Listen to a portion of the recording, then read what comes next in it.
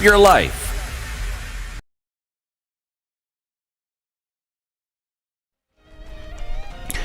Good morning, this is News. I'm Dennis Aseto. The vetting of CS nominees continue today with Kipchumba Murkomen, nominee for Transport, Soipan Kudate, Environment, Penina Malonza, nominee for Tourism, Zakaria Mwanginjeru for Lanza, and Susan Nahumicha Wafula for Health having a date with the Appointments Committee of the National Assembly. Yesterday, Interior CS nominee Kithure Kindiki led the pack as he supported President William Ruto's decision to disband the Special Services Unit of the DCI, which was allegedly involved in extrajudicial killings. A senior GSO officer was shot the other day, somewhere in Baringo, shot dead in the line of duty. So some force has to be used. But I have also assured the nation we'll follow the law. The Honorable Didaraso is right. I am a lawyer, and not just a lawyer. I'm a human rights lawyer. That's what I trained in. Even the most established democracies must use violence to protect 99% of its citizens against the 1% that want to destroy our democracy. Period. I have no apologies to make about this. That is the law. We respect human rights. There will be no extrajudicial killings, but criminals have to be faced as criminals. Treasury CS nominee Njuguna Ndung'u on his part was tasked to explain the drop of the shilling value during his reign in CBK, the bankruptcy case of several banks including Imperial, which was alleged to have financed his wife's trip, as well as the Grand Regency Hotel saga. There is the issue of the collapsed Imperial Bank. The shareholders revealed in court filings that your spouse, Nancy Ndung'u, exhorted the then managing director of the bank, the late Abdul Malik Jan Mohammed. The bank paid for a holiday in a luxurious hotel in Thailand. When these things came to light, you were in a hurry to liquidate the bank and cover up your role. The bank collapsed in 2017, and I was not governor then, and I was even away from the country. I was working from outside the country. The trip to Thailand took place in 2014. And then the agent of that was himself. I can't remember the name of the one you have mentioned. And we were paying him in advance to go. So it was a trip that was paid for. Yes, we paid. He was an agent. He was an agent of that particular resort, and you paid him directly. You paid for the holiday. I paid for that holiday for my wife. Gender and Public Services nominee Aisha Juma burst into tears when asked about her history, saying that her family's ignorance contributed to her being married early. My parents were poor. They used to struggle to provide for me. Most yourself, we have all walked the same journey, don't worry. To provide for me and my 27 siblings. So I went to a local school known as Takaungu Primary from 1983 to 1991. I proceeded to Ganze Secondary School. Regrettably, I had to drop out due to lack of school fees. I was at home. There were absolutely no prospects to expand my horizons. So I was just there, and little did I know the sad fate that most of the rural girls face awaited me with open arms. Early marriage. So, Mr. Chairman, I got married off, and in that union, I became a mother of my firstborn. Mr. Chairman, I must say that this is one of the practices that must be curbed. Agenda CS nominee Aisha Juma, who kicked off the afternoon session, defended herself on various court cases she was facing, as well as denied claims of being a gun holder. Honorable Ichungwa, I don't own a gun, and I have never in my life applied for a gun. The second one is to inform the committee on the cases that are in court. It is in the public domain that, as I have been saying, these cases were politically motivated, and I still stand strong and saying it again here that they were politically instigated, and I'm happy because this country is a country of laws. The DPP dropped the case that is touching on the misappropriation of funds. Others were interviewed by Energy CS nominee David Stitcher as well as Trade CS nominee Moses Kuriam. Dennis Asseto, good morning.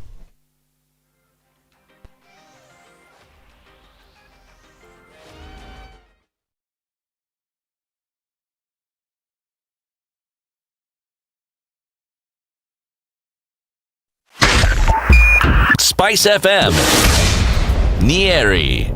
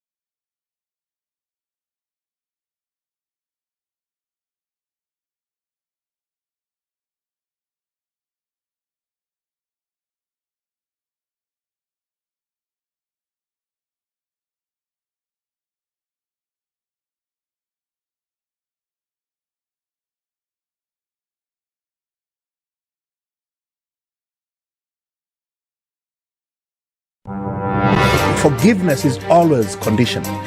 Even before God, there's nothing like unconditional forgiveness. Government doesn't pay you pension until you retire. In fact, they have no money for you. They let you retire, they look for you retire. This country is punishing many young people.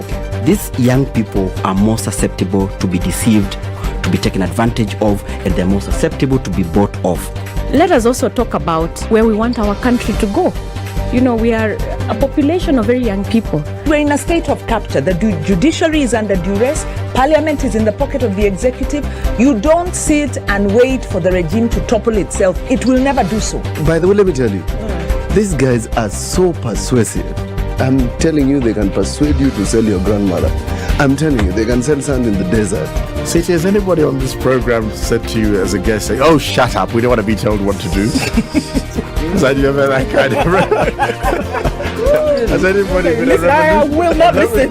A bit of advice. Because you're working on the premise that we should all pay heed to these proverbs. It's a very suspect notion. This is the situation. If I'm found guilty, there is no problem. I'm willing to serve. I have no problem. Jails are meant for human beings. They say a society gets the leadership it deserves. If you have a corrupt, crooked and rotten society like we have in Kenya, then of course they will get that kind of a leadership. I think the president should dissolve parliament. That's the best solution at this moment in time. Dissolve parliament. All of you go home. Yes, we all go home. How are we encouraging other people who might have new and creative ideas? Young people who are making money without any government help. They are just buying their own bundles. They are going on TikTok and making money. KRA is coming after them. I've been in parliament for 15 years. We have been unable to pass the gender law. And yet no presidential candidate is talking about it now. Because we are fake. The truth is, all the men refused to vote for that law. What did Sonko do to Pumwani Maternity Hospital? Yeah, he with cleaned his it own money. Cleaned it with his own money. That was him as an individual. Yeah. And I did not say he was cleaning his own money. I was saying he was cleaning. He cleaned it. Foot, mouth. Foot, mouth. Eric. Okay. The Situation Room, Kenya's biggest conversation.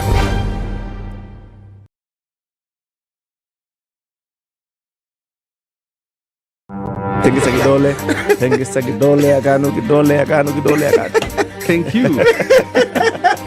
The political class, the contestants, everybody is trying to outsteal the other. Remorse is not taught in any school. Manners is something you get from your mother. You don't get it from your political party. Why are we so unfocused as a country? Why are we spending money and resources Yet, we have real challenges in this country. This coronavirus pandemic should teach us one thing, that universal healthcare is critical. Because at this point, whether you have a medical card that covers you, it doesn't matter. It doesn't matter. This is the Situation Room, the only way to start your day.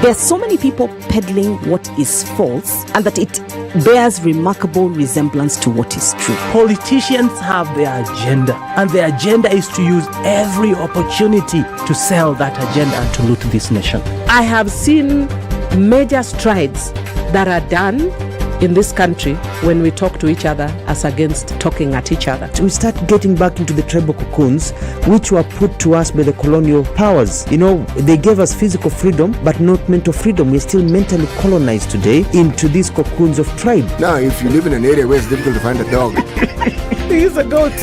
I kid you not. In which part of this country is it difficult to find a dog? So that you resort. Nafandi umbo yako iko na Nini umba special. This is the Situation Room, the only way to start your day.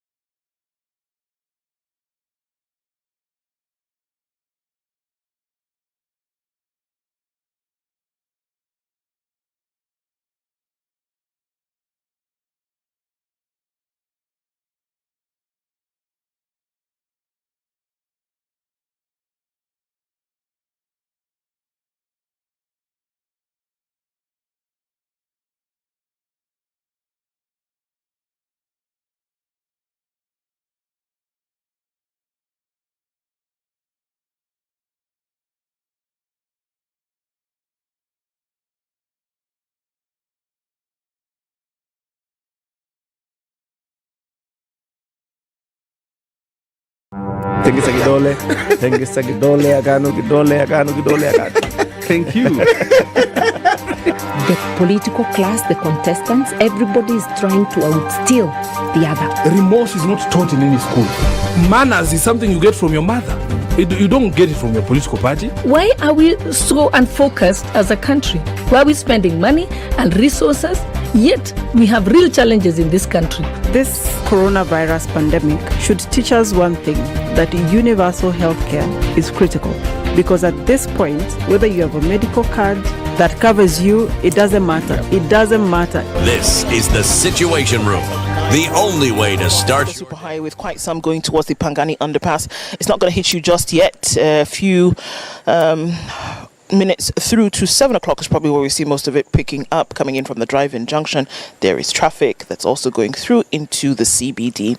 Limuru Road not looking too bad for now. We're also looking at all right traffic on Kiambu Road, but that's likely to pack up later. Let's look on the western side of Nairobi, traffic coming into the city. And then let's go over into the eastern part of the country, looking into the coast. We're not seeing much traffic coming off into the city, into Mombasa. And just over the Kilifi Creek, not much coming in from Kilifi town. Keep an eye on things through the morning. Let's know what's going on this Wednesday. SpiceFM KE on Twitter. Let's keep things moving this morning.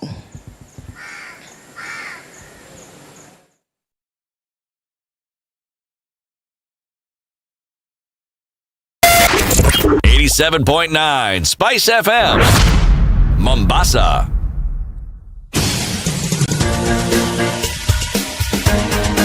This is the Situation Room, the home of hard-hitting political commentary and penetrating insights about the state of the nation. This is a talk radio experience like no other. The Situation Room, a place for hard truths, debates, and elevated conversations. The Situation Room, witty, political, engaging, deep, controversial. In the room, we have C.T. Muga, researcher, academic, seasoned political observer, a fountain of wisdom in these politically uncertain times. Ndu Oko, Nigerian by birth, Kenyan by choice, communications expert, Pan-Africanist, a truth seeker and believer in people power, and Eric Latif, agent provocateur, the man in the chair, seasoned journalist, news hound, a man who believes in punching up, not down. This is the Situation Room, the only way to start your day. One air. Good morning and welcome to Kenya's biggest conversation. This is the Situation Room, broadcasting live from Kilifi County. Yes, we've been here since yesterday, and today we are still in Kilifi. We're telling you where we are this morning. City Muga is here. Good morning. Good morning, Eric. And Mambo how are you gani? today? Mambo iko bambam, baba. Yes, na Mwa ile wewe. shati ile. Ile shati ile. Ile ya? Prima shujaa. Where's hiyo? Thank you. Have you seen the shot? I've seen it. Well done. With your own two eyes. Why do you want to just kill people every day? Everyday killing kind of behavior. If people want to die, what do I do? Mambo? Mambo poa. Mambo well. Mambo bam bam. City. Yes. Tell us about this venue. Where are we today? This delightful and wonderful place, this delightful campus is called Kenya Medical Research Institute Welcome Trust Program. This place is called Program. Hii ni KEMRI site. KEMRI Welcome kwa ufupi.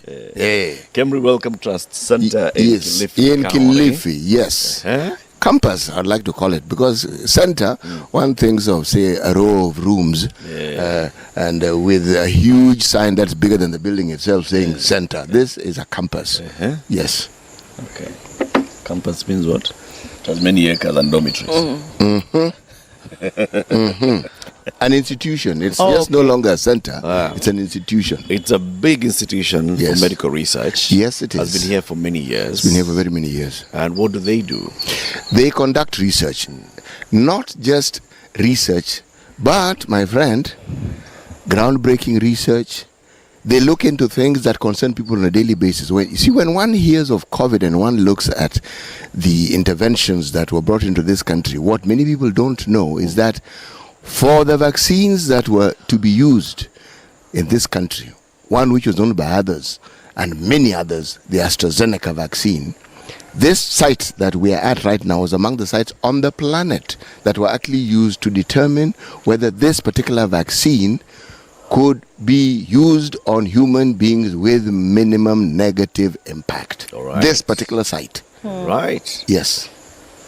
So some of the trials are conducted right from here. This site. Yes. There's another site in Nairobi. It's called Center for Respiratory Disease Control. They were also a site that conducted similar studies. So when you talk about a vaccine that is now being used the world over and you think of the trials, okay?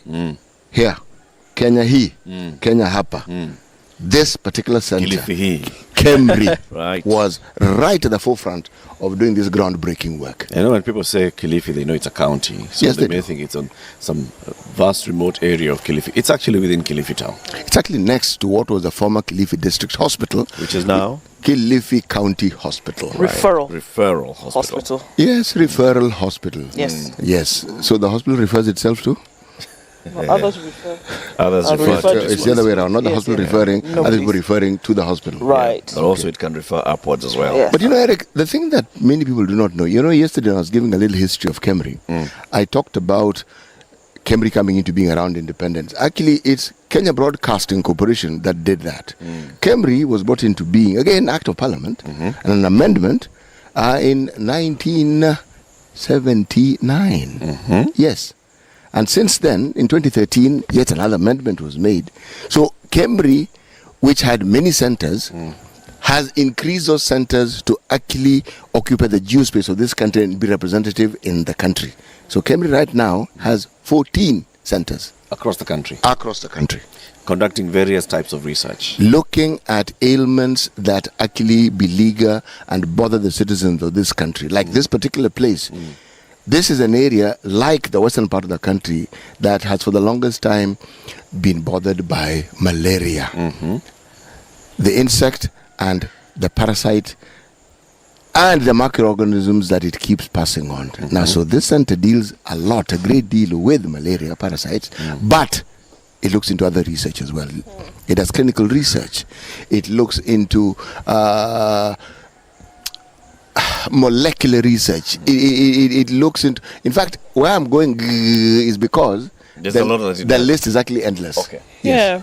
I mean, just look, I think coming here then really solidifies a lot of maybe what we just didn't understand about the kind of work that happens here. I was fascinated about some of the things that we saw yesterday in terms of groundbreaking technology that's being used, the minds that are here and working on this different research that essentially will bring about medical solutions that will bring about groundbreaking solutions towards the disease footprints in many parts of the country. And it is all happening right here. And for me, it was really it was great to see that all is happening right here and that some of these solutions will be found right here at home. Looking at solutions also that have been created by KEMRI that are used in different parts of the world that we didn't even realize. Yep. Originated from research structures like this. So it really is, in terms of what's happening medically, research wise, scientifically, and that it's homegrown. This is one of the solutions for me. Research and the findings that even influence decisions that WHO makes. Now that is, if you're talking about groundbreaking and you're talking about the global reach, that's just it. And it isn't one, it isn't two. And the thing is, these research projects and the findings are still ongoing. It's not as though they've come to an end. No, they continue. So today we're here to celebrate the work that researchers, majority of whom are Kenyan researchers, have been undertaking from KEMRI, from this particular facility, and also we'll be talking about the other 13 centers that CT has talked about. There are 14 in total, and so we'll tell you. So, for example, at 7 o'clock, we want to talk about some research that's been conducted here for many years, and this is with regards to sickle cell and the connection between sickle cell and malaria and other ailments and the community around, and trying to understand, so how does it impact the community? So we'll have a guest at 7 a.m. to have that conversation, and every guest that we're going to have today is a researcher, okay? A guest that will come and talk to us about that and tell us what they've been doing for a long time, what they've also been working on. At 8 o'clock, we have another guest, and we'll be talking about what at 8? We will be looking... You don't remember? Well, it's a research subject, but you're asking me the specialty that we're going to be looking into, aren't you? Yes. All right. This is where now I scroll and look and read. Yes, we're looking for the name. We'll tell you shortly. Yes. We are going to have conversations about research, and our guests today are going to be from this particular facility, the KEMRI Wellcome Trust Center in Kilifi. We'll be talking about what they do, what they've been working on all along throughout the show. Keep it here for more. Thank you very much, everybody, for tuning into the conversation. Let's say hello to our peoples. Right, definitely. Everybody's online this morning, and we can see already, and quite early, so it didn't take long for everybody to just kind of jump onto things. So people are awake. People have been awake for some time. Newton, we see you, and good morning. We're saying good morning to you from Kilifi, but wide awake in terms of where you are. Brian, we see you. Good morning as well. Wycliffe Mukwana is tuned in from Kwale County. Nafuatilia, good morning to you. Parklands is tuned in. That's where Wathira and Jorga is. And Emmanuel Achayo is tuned in as well. Good morning, guys. Nams, where Elisha is tuned in from Mogadishu. Good morning to you. Robert Bogo tuning from Mombasa. Kisumu is where Dennis Sige is. Jambo Kenya, Jambo. Kisumu is locked. We see you. Good morning. Kimi Lily is where Amos is, and Angela Nyangs is tuned in from Katani. Stanley, good morning to you. And Dr. Henry Ochoki, we see you as well. Good morning. From across the country, good morning, and Karibuni Sana. Saying hello to people who are watching the live stream on YouTube. Victor Mondi says he's in Singapore. Grace Naswa is in Hiroshima, Japan. Lenin Maxit is in Kilifi and says, Salam Kadze. Tuko salama bana. How do you jibu salam kadze? Salam kadze. Umeamkaje? Kwa ufupi. Alafu unajibu? How am I supposed to know? I mean, they can hear me speaking. It means I've woken up. Salam kadze. I have woken up. I'm awake. Wide awake. JM Saint, good morning. Yes, good morning, everybody. We'll be taking a break in about 4 minutes' time. Before you tell us the Proverb City, I found a guest. So have I. Okay. All right. 7 a.m.? 7 a.m. we will have Dr. Sophie Uyoga.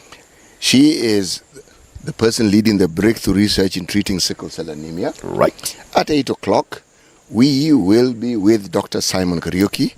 We'll be looking at epilepsy and mental health research at KEMRI. Now, did you know that there's a direct connection between mental health or mental conditions and epilepsy? Well, we'll be talking more about that. We'll hear about that. Yes, exactly. And at 9, we'll have Clement Nyiro Mwagwabi. And we will be looking at what the biotechnology that one has in this particular establishment, and we're looking at KEMRI schools of engagement and the programs therein. Yes. How KEMRI engages with schools to make sure that they are able to then impact from the schools into the research and providing that kind of environment. Yes? Yes. Hiya. Today's proverb is from? We are still in the country of Somalia. Yes. Right. Now this... Somebody is playing from the country of Somalia. That person isn't in the country of Somalia. That person is the country of Kenya and the town called Nairobi. Okay. This one is an interesting proverb. Okay. A living mouth does not give up talk. No, not mouse. A living mouse. Mouth, not mouse. A living mouth does not give up talk. Does not give up talk. What if you're taking a vow of silence? We could then take the view that your mouth is dead. In Somalia, they had not come across people who take a vow of silence. Okay. So if you're dumb, I'm saying physiologically speaking, your mouth is dead. I'm just asking.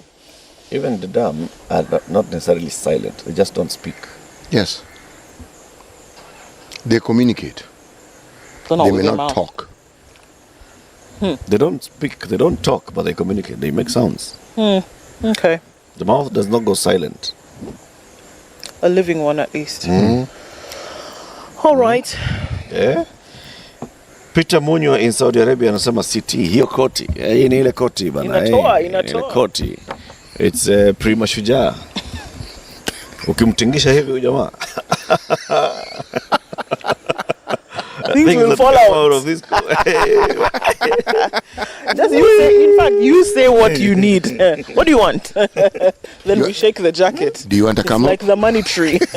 Let's see what will fall out. Hey, God. They're looking for what? City Akonayo. Kila kitu. Let's look at the newspaper headlines. All right. What's on the front pages? Remember, if you're preparing for the Standard Chartered Nairobi Marathon, this is very good time to be waking up early in the morning, and you go running around the country. And people ask you, why are you running? Why are you running? Why are you running? Say, I'm running for the future makers. Bas. I'm running for the future makers, and that's what the Nairobi Standard Chartered Marathon will be about this year. Running for the future makers. Have you registered? If you have, fantastic, because you can't do it again. We tried to get you to do that by the 16th of October, and now looking forward into the week, saying that the virtual run now takes place on Sunday. So it starts either on Sunday until the 30th, and then the physical run takes place on the 30th of October. First virtual run is in Mombasa. The first virtual run is in Mombasa on the 23rd, and then the next two on the 28th and 29th in Kakamega and Kisumu, respectively. All right? All right. All right, you're right. All right, you're Front right. pages. Front page of the Standard. Gachagua, making of a dead case, is what's on the front page of the Standard today. The Deputy President is a hair's breadth away from freedom as the lead investigator drops a bombshell. He was pressured by his boss to hastily craft a case against the politician, and as DPP Haji prepares to withdraw the case, had questions on the state of the criminal justice system under the reign of the once acclaimed dynamic duo begin to emerge. Okay. So the lead investor is claiming a couple of things. We'll go into the story later.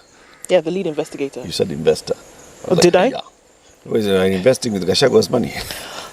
Maybe your ears heard your own thing. Clear instructions were issued to rush investigations. Strict and fixed timelines were handed down. Officers were directed to craft recommendation in manner to enable charges. Due to pressure, crucial areas of investigations were not covered, and case should be withdrawn to allow room for more investigations. All right. The Daily Nation front page has the photos of the 5 CS nominees who were before Parliament yesterday, and the headline is Battling Ghosts from the Past. President William Ruto's cabinet secretary nominees yesterday came under fire of allegations of impropriety in the past, ranging from questionable payments, murder charges, misappropriation of public funds, irregular procurement, and undue pecuniary benefits, and put up spirited defenses against the claims, even as MPs scrutinized their eligibility to serve in the highest level of public office. Will their past misdeeds, in quotes, catch up with them? That's one headline. Another headline that's on the front of the front page of the Nation: for rogue DCI unit officers, the hunter is now the hunted. Remember the squad that was disbanded the other day, the Special Services Unit? That one? It has basically been disbanded, and now those officers who are serving it are not having sleepful nights. They're having the opposite of that. Sleepless Another headline. nights. DPP to drop yet another graft case. Ati, what's the headline in the Standard? It's about Gashagua's case? Yes, that's going to be dropped. This one is not even about Gachagua. It's yet another. The trial of tycoon facing a 2.2 billion tax evasion charge to be delayed. Billion, did you say? 2.2 billion. Okay. A paltry 2.2 billion. This is not the Gachagua case. It's a different case. Also on the front page of the Nation, CBC reforms. Kenyans have 30 days to give their views. The team that was set up to review the new curriculum starts work. 30 days. About an entire curriculum. Are these people joking? Yes. The answer to your question is yes. Okay, thank you. You're the welcome. Star headline. My plan to turn... You have it? Oh, no. I'm not looking at the Star headline. Oh, okay. I'm just looking at interesting news that mirrors what the DPP is doing. Other things happening in this country. There are things? The DPP is not alone. Okay. My plan to turn around Kenya's ailing economy. That is the headline on the Star. And they are quoting Professor Njuguna Ndung'u, who is the CS nominee for the National Treasury. He has a plan to turn around our ailing economy. We'll read about that. The Taifa Leo headline, tutakopa zaidi kujinasua. Waziri. Same. Okay. Same Njuguna Ndung'u. He says, my friend, if you give me this job, I have a first plan. thing I'm doing, plan. Borrow. That's how we're going to sort out the issues. Yes. To unlock this lock jam, borrowing. The Business Daily, Treasury nominee attacks CBK governor's leadership. This is a man who took over from the current CBK boss. The Cabinet Secretary nominee for Treasury, Njuguna Ndung'u, yesterday voiced his concern about recent bank collapses in comments seen as a veiled rebuke of CBK Governor Dr. Patrick Njoroge's leadership. We'll talk about that and more. The People Daily, baptism of fire for CS hopefuls. Everything is just going south. Everything is going up in flames. Is it really? Well, What is that interesting thing that you're looking at? Well, here we are talking about cases that have actually gripped our attention for a long time. Either on the verge of being terminated or some have already been terminated. There is a gentleman by the name of David Washe. Now, you may not know who David Washe was, but David Washe worked for an organization that is known as AVC Management Company Limited, trading as Mnanari Club. No Mnanari Club? Yes. The magistrate court in Malindi had dismissed him. Now, the matter went to appeal, and the High Court judge said this, that as far as they were concerned, mere intoxication is not sufficient reason to sack an employee. So the appeal that this particular court had said, we want this guy, they said nothing of that sort is going to happen. Reinstate this fellow. Smelling of alcohol and being intoxicated is not sufficient grounds. Now this, my friend, is the Employment and Labor Relations Court. That's what they ruled. So one Mr. David Washe, back to work. So don't focus too much on what the DPP is doing. Other people are also looking at certain matters, revisiting them, and giving decisions that are contrary to earlier ones that had been given. Okay. Yes. Okay, let's take a break so we take a look at traffic and weather, right? Okay. So let's take a break, and we'll also tell you about where the President William Ruto was yesterday. He was at a place where he was commissioning the groundbreaking of some new housing units. Remember, his government is going to deliver 200,000 houses every year. New. Both social housing and affordable housing. Okay, we'll talk about that in detail. But as we talk about that, let's remind you about the Kenya Mortgage Refinancing Company, which is where you have a way of owning a home in the simplest way possible. With KMRC, it's about rent yako, keja yako. If you are paying rent today, you earn anywhere between 1 bob and 150,000 shillings. Go to your bank, go to your SACCO, ask them, nyinyi mnajua KMRC? Nataka home loan ya KMRC. They will give you a loan, they should, of up to 6 million shillings if you're looking for a house within the larger Nairobi metropolitan region. And then they also have in other parts of the country, up to 6 million bob. Take a loan, interest rate is less than? Anything less than 10, meaning 10%. Less than 9.9, 9.8. Yes, like going that. down, yes. Going down. Counting it down. The way Brian likes counting us down. And move from 35 to 10. Like that. In seconds. Okay. Yes. And then it's fixed Yes. for the entire duration of the loan term. No which fluctuations is within up the to 25 economy will years. interfere with it. Imagine. If it's 2%, it is 2%. It stays like that. Yes. All right, so let's take a break. We'll be back shortly after we take a look at the traffic and the weather forecasts.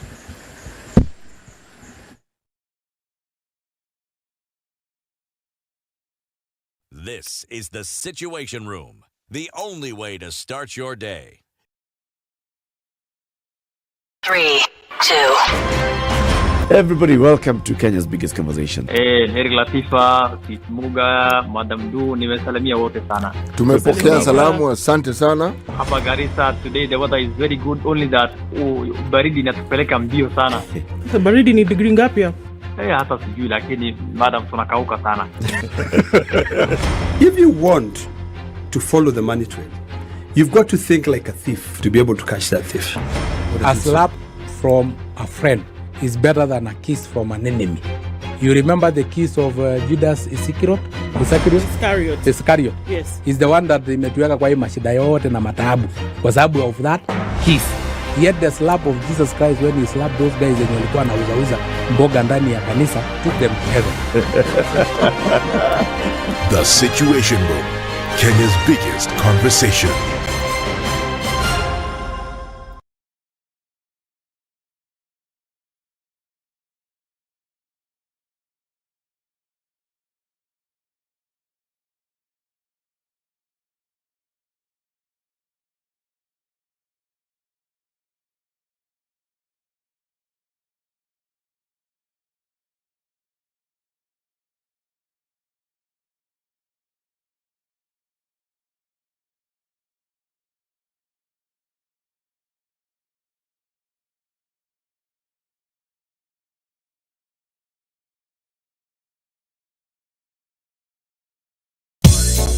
London Mulo DJ Absolute. When the gang is together. Got the sugar, got the spice. Yorada. Yes. I have missed you like hot hamburgers. Eh? Like hot hamburgers. You know, bad boys give more money than you can count. Hey, bad boys give more money than you can count. If it's fun, it's funky, it's fresh, you're definitely going to catch it here. I don't know what you do every day from 11 a.m. to 3 o'clock, but if I were The you... adults in the room. I've seen some marriages, relationships, cohabitings struggle because there was no independence of the relationship. It needs a certain level of intelligence. You need to reach a place where you know yourself, and again, you're not feeding off society. Whether it is matters of the heart, finances, or work that's weighing on your mind, worry not. Tune into Cloudy conditions in Nairobi this morning. We'll see highs of 22. from 7 and looking p.m. into Mombasa, the sun is high at 25. Will be the high coming in through today. In Malindi, partly rainy conditions, thunderstorms expected later, highs of 25 today. Into Kilifi, the sun is shining already, and at 25 this morning, we'll see highs of 30 today. Nakuru, thunderstorms at 19. Eldoret, thunderstorms as well at 18.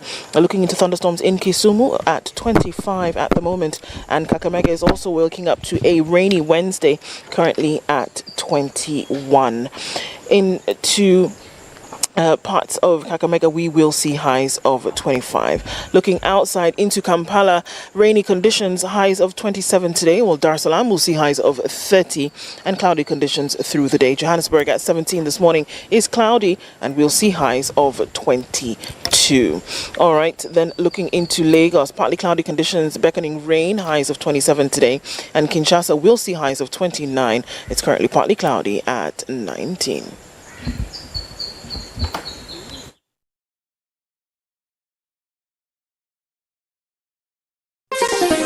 Chilled Spice.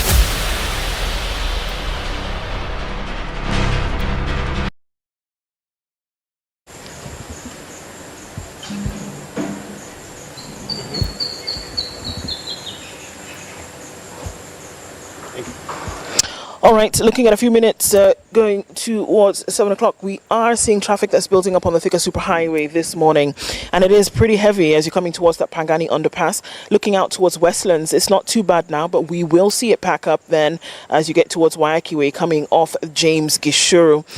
Coming off Ngong Road, then heading out towards Naivasha Road, and that part of the city also will get pretty busy, and we're already seeing the dot of traffic on Kiambu Road this morning. All right, what's going on where you are? Hopefully you're not stuck. Talk to us on SpiceFM KE, and let's keep Wednesday moving. 20 seconds.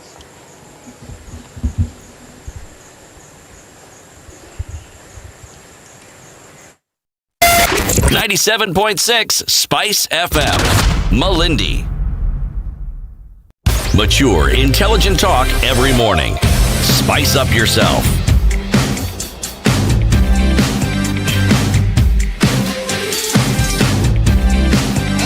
Mornings done right. 94.4 Spice FM, Nairobi.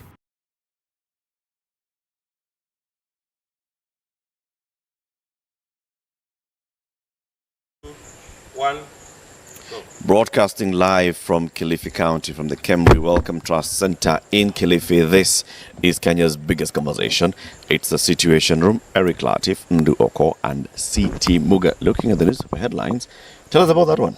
Let me tell you, Aisha Jumwa has asked the DPP, since he's in the business of, dropping cases, to drop the murder case against her.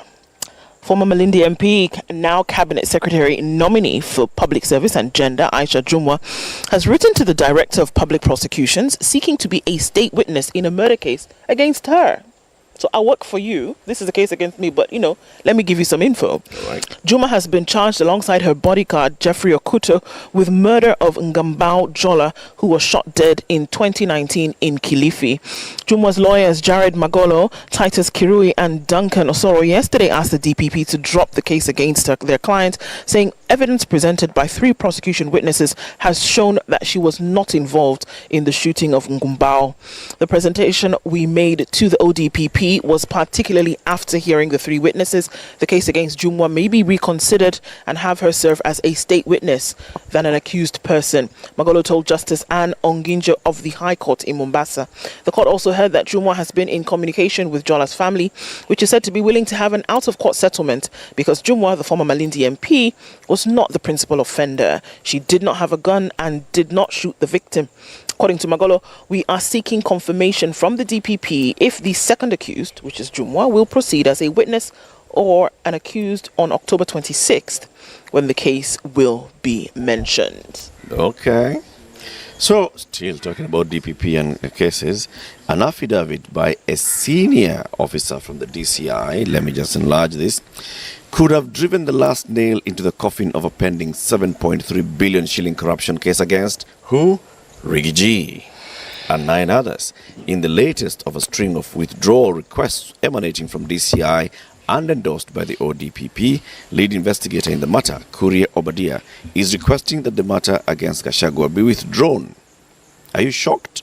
No, you shouldn't be surprised at all. It's also emerging yesterday that another DCI officer, Martin Otieno, had recanted bulk of evidence adduced in support of a constitutional case which featured prominently in the turf wars between DPP and George Kinoti, DCI boss.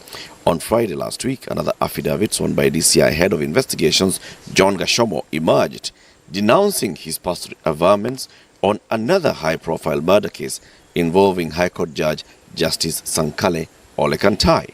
He's claiming now that he was handed a blank page to sign, which later transformed into an explosive affidavit. This is not just some senior junior guy. The DCI head of investigations says he was given a blank page to sign. Can I ask a question? Then later he hears, my God, this is what I actually that's signed. my evidence.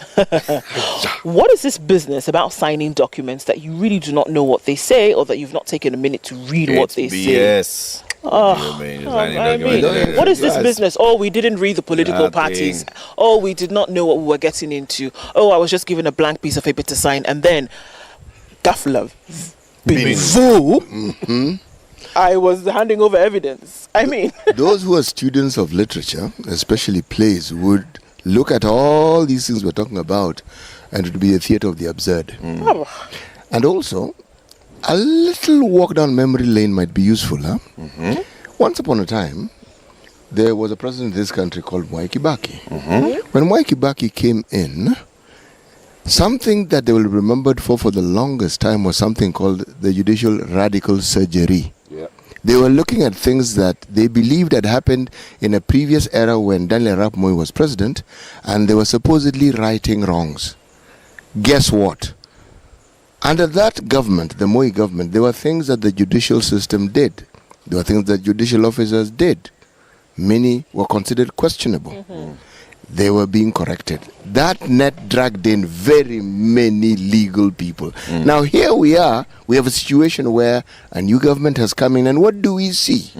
We are seeing them unveiling. They are setting in motion certain matters that they believe ought to rectify situations that they felt was wrong. I am simply saying this. Damn memory. It goes a long way. It's a marathon with the memory. It will be remembered. Do they understand what they're setting in motion? Do they understand what the consequences will be? Because this isn't the last government the country of Kenya is going to have. There'll be other governments. And these things will be reviewed. No. Not if the sovereign of this republic refuse this nonsensical thing that we are witnessing now. Okay? The sovereign is you and I and every other Kenyan. There's no way somebody who is going to earn a salary in how many days' time? See, cops are paid from the 25th. Yes, some like 7 By days. this weekend, Monday, somebody is going to have a salary as the lead investigator in the DCI. And you go to court. Republic of Kenya, by the way. I signed a blank piece of paper. Come on. That blank page was about a case that has serious implications on a sitting judge. A sitting judge. So Justice Olekantai has just been paraded all over this place. Oh, linking to some certain murder case or this and the other, and then a DCI comes and says, you know what, by the way, me, I just signed a blank check. And here you are that you signed something that has a blank page. And this, whatever you are signing, has potentially damning content as to what would happen to this man. Yeah. And then you want to come and tell us that I actually didn't know. So essentially what you're saying is that your action repetitively, then you don't know what you're doing. Man never knew what he was doing. Come on. Let me tell you another one, even before we continue. The 2.2 billion shilling tax evasion case facing businesswoman Mary Wambui and her daughter will be the fifth to be reviewed by the DPP since President William Ruto rose to power. This is the case of, remember there was a lady and her two daughters. Yes. And then it was a lady now and her daughter and their company. So far, the DPP has withdrawn cases against former Kenya Power bosses, cabinet secretary nominees, and others. He has also made an application to review the case facing former Samburu governor and others. Okay. So on Tuesday, the DPP, through prosecution counsel Judy Thuguri, told the anti-corruption magistrate Felix Kombo that the Kenya Revenue Authority is considering settling the 2.2 billion shilling tax evasion case facing Wambui and daughter Purity Mungai out of court. The two are both directors of Perma Limited. The Thuguri told Magistrate Kombo that they received a letter on September 14th from counsel of the accused requesting for a review of the case on the basis of new information. The office of the DPP subsequently wrote to KEMRI on September 29th seeking their views. The prosecutor told the magistrate that they received a response from KEMRI on October 6th indicating that they were having engagements with the accused persons touching on a review of tax payable which has been contested by the accused. At the same time, these people have basically just also been paraded 2.2 billion shillings, you owe the taxman, blah blah blah. Eric, do you remember? Now there is okay, let's have this conversation out of court. Then we are seeing an investigator coming to court in the case of Kantai, in the other case of Gachagua. In the Gachagua case, in fact, the investigator is saying that we were put under a lot of pressure to fast track this case. In a very short amount of time. And we didn't even have sufficient information. So the DPP is going to court and saying, we've been asking the DCA to furnish us with information. There's a lot of information that we wanted. For example, we wanted them to separate these cases that they are facing. A case against the county of Nyeri, have it kando. Case against, I don't know what, each county, have those cases kando. And all the others. We wanted them to separate, but they are not separating them. So I think we may just have to withdraw this case. Is it one of those? Remember when the DPP was with us in the studio? He did mention that one of the things that they do, they have a scheme through which you can negotiate processes such as this one. Plea bargaining. That is the title that he gave it. Now, are we witnessing this? Or are we in one of these situations because of the sequence of these events where we pause and ask, Mr. Nuruddin Hajin, what on earth are you doing? You see, it's not even plea bargaining. Because plea bargaining, what is set is that there is the assumption, there is the acceptance of guilt, essentially. And you're saying, all right, because I may have done 1, 2, 3, perhaps, rather than for us to go through all of this, how about I just fess up and tell you this was the case? Now, I can give you back the money, I can do whatever, and then we put this thing to bed. That's plea bargaining. In this case, the accuser or the petitioner, which is the state, in this case through the DPP, is basically coming and saying, well, perhaps this won't hold. Perhaps there were circumstances then that would require that we just drop all of this. The person who's been accused is not even coming up to say whether I am guilty or not. I raised the time. The only person that we've heard so far who is asking for reprieve is Mary Wambui. With KEMRI. Basically, Mary Wambui and KEMRI are coming to court and saying, how about we finish this conversation out of court? Yes. Which you've seen before, right? There's tax due. Let's agree how much can you pay or how much do we actually agree out of this 2.2 billion? Either you pay $1 billion or we can agree somewhere in the middle. Then we put this thing to bed. And then maybe Aisha Jumwa now who is saying, you know what? Look, I can even help you. So take this thing away from me. I can be a witness for the state. The rest of these cases, the withdrawal of cases, it's the DPP. It's the nonsense. And the DPP is going to court saying it's the DCI. So you sit back and you actually begin to see that when President Uhuru Kenyatta appointed George Kinoti as DCI and appointed Nuruddin Haji as ODPP, he actually appointed George Kinoti as DCI and DPP. Nuruddin Haji has just been sitting in office waiting for instructions from the DCI on what to do the other way around, which is what it ought to be. Did he not say exactly that same thing when he was in the studio? But then he said other things as well.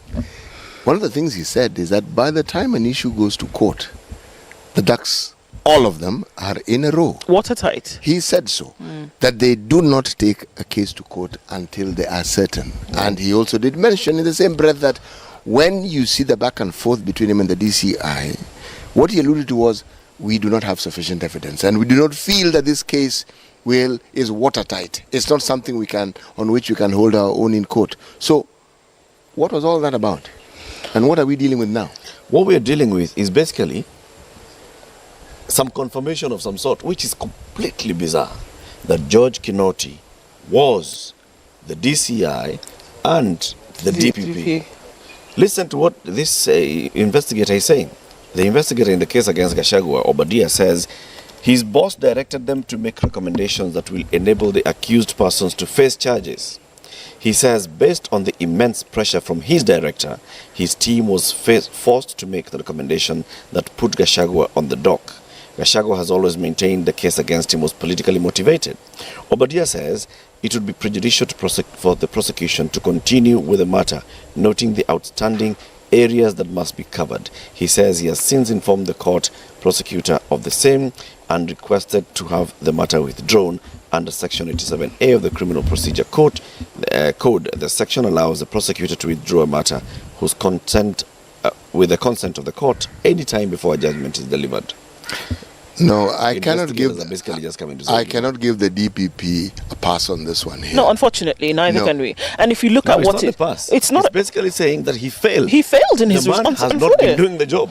And this is the thing, that constitutionally, by the time this power rests in his hands, that then you are sure that he's met the mark. You are sure the threshold has been attained.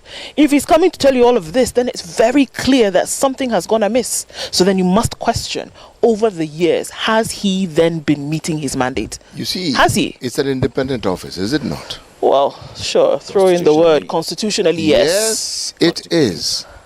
Now, I do not believe that there's anything in our constitution that indicates that the DPP is supposed to be answerable to the DCI, is there? Nope. No.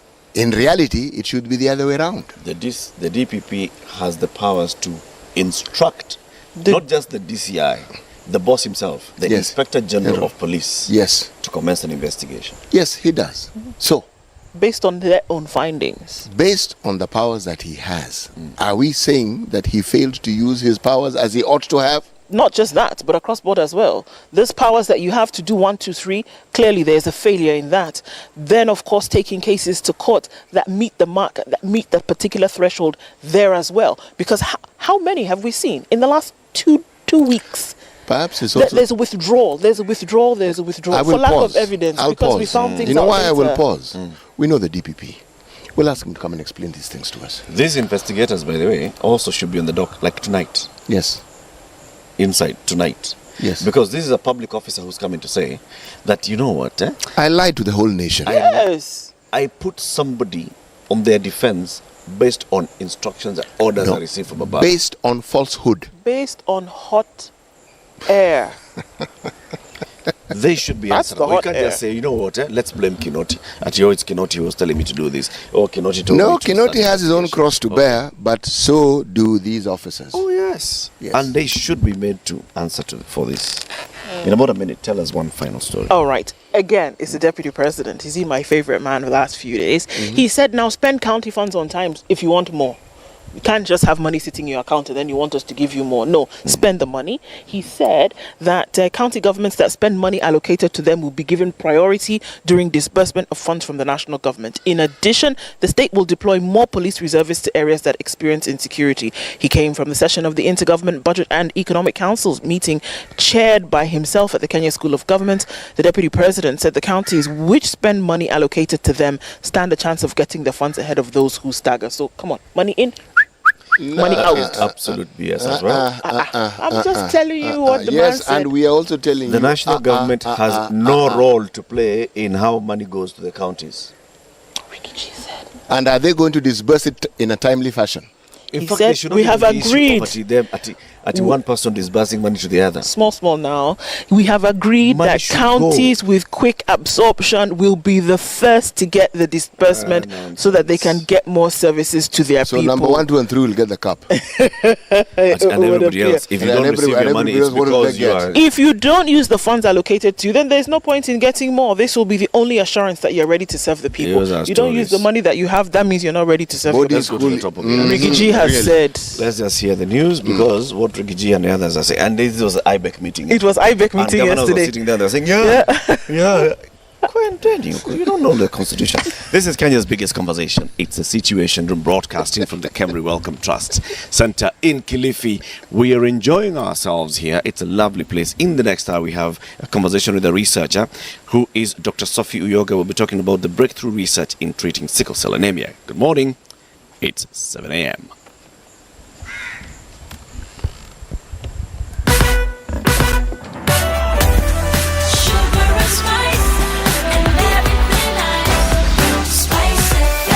Spice up your life.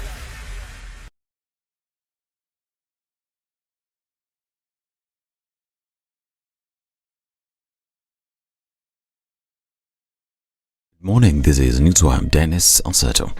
The vetting of CS nominees continues today with Kipchumba Murkomen, nominee for Transport, Soipan Kadate, nominee for Environment, Penina Malonza for Tourism, Zakaria Mwanginjeru for Lands, and Susan Nahuminchawa Fuller for Health having a date with the committee. Yesterday, Interior CS nominee Kithure Kindiki led the pack as he supported President William Ruto's decision to disband the Special Service Unit of the DCI, which was allegedly involved in extrajudicial killings, for the saying that he will operate within the law. A senior GSO officer was shot the other day, somewhere in Baringo, shot dead in the line of duty. So some force has to be used. But I have also assured the nation will follow the law. The Honorable Didaraso is right. I am a lawyer, and not just a lawyer. I'm a human rights lawyer. That's what I trained in. Even the most established democracies must use violence to protect 99% of its citizens against the 1% that want to destroy our democracy. Period. I have no apologies to make about this. That is the law. We respect human rights. There will be no extrajudicial killings, but criminals have to be faced as criminals. Treasury CS nominee Njuguna Ndunguni's part was tasked with explaining the drop of the shilling's value during his reign in CBK, the bankruptcy cases of several banks including Imperial Bank, which was alleged to have financed his wife's trip, as well as the Grand Regency Hotel sale saga. There is the issue of the collapsed Imperial Bank. The shareholders revealed in court filings that your spouse, Nancy Ndungu, exhorted the then managing director of the bank, the late Abdul Malik Jan Mohammed. The bank paid for a holiday in a luxurious hotel in Thailand. When these things came to light, you were in a hurry to liquidate the bank and cover up your role. The bank collapsed in 2017, and I was not governor then, and I was even away from the country. I was working from outside the country. The trip to Thailand took place in 2014, and then the agent of that was himself. I can't remember the name of the one you have mentioned, and we were paying him in advance to go, so it was a trip that was paid for. Yes, we paid. He was an agent. He was an agent of that particular resort, and you paid him directly. You paid for the holiday? I paid for that holiday for my wife. Gender and Public Services nominee Aisha Jumbo burst into tears when asked about her history, saying that her family's arrogance contributed to her early marriage. She also added that the cases in court were politically motivated. My parents were poor. They used to struggle to provide for me. Boss yourself. We have all walked the same journey, don't worry. To provide for me and my 27 siblings. So I went to a local school known as Takaungu Primary from 1983 to 1991. I proceeded to Ganze Secondary School. Regrettably, I had to drop out due to lack of school fees. I was at home.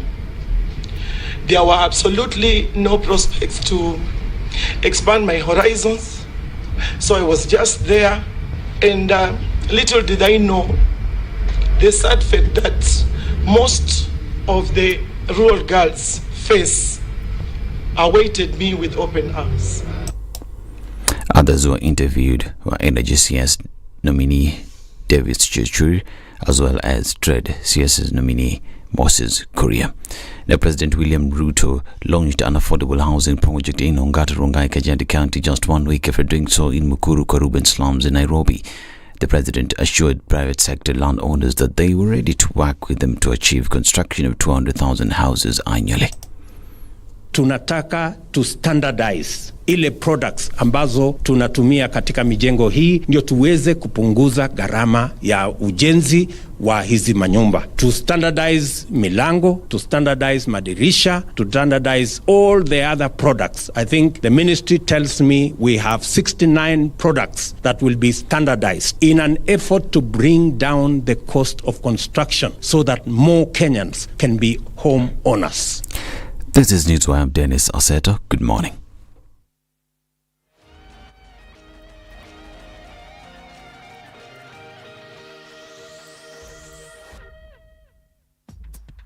Traffic on Vibes Radio. Traffic on Vibes Radio. It's 5 minutes past 9 a.m. 7 a.m. It's 5 minutes past 7 a.m. President Kingston Bebe Milava. Wacha lale. All right, let's tell you what's happening on the roads. Jana si vetting ilikuwa crazy. Na mimi nataka kuuliza swali wa Kenya. When you're impeached, you're impeached. When you're sentenced, you're sentenced. Madam Chief Justice. Until the sentence is set aside. Ukibeba vitu kwa roho utakufa. If you carry things in your heart, you will die. You've had the luxury of living for 50 years and you cannot still explain yourself. Surely. Oh my God.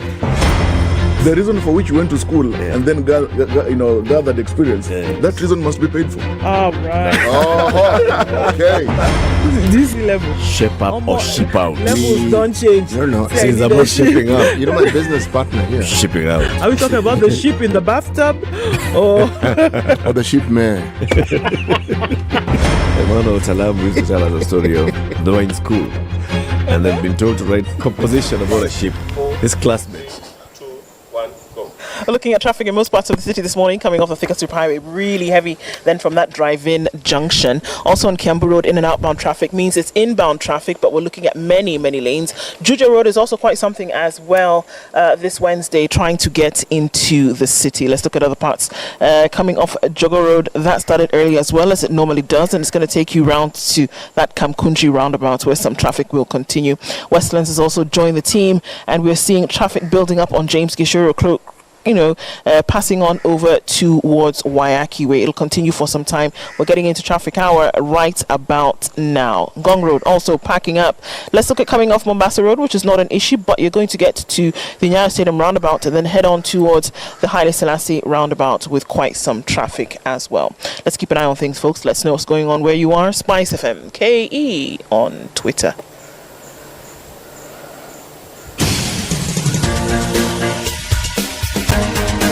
This is The Situation Room, the home of hard-hitting political commentary and penetrating insights about the state of the nation. This is a talk radio experience like no other. The Situation Room, a place for hard truths, debates, and elevated conversations. The Situation Room, witty, political, engaging, deep, controversial. In the room, we have C.T. Muga, researcher, academic, seasoned political observer, a fountain of wisdom in these politically uncertain times. Ndu Oko, Nigerian by birth, Kenyan by choice, communications expert, Pan-Africanist, a truth seeker and believer in people power, and Eric Latin, agent provocateur, the man in the chair, seasoned journalist, news hound, a man who believes in punching up, not down.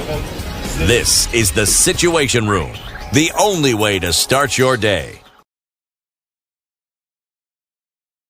This is the Situation Room.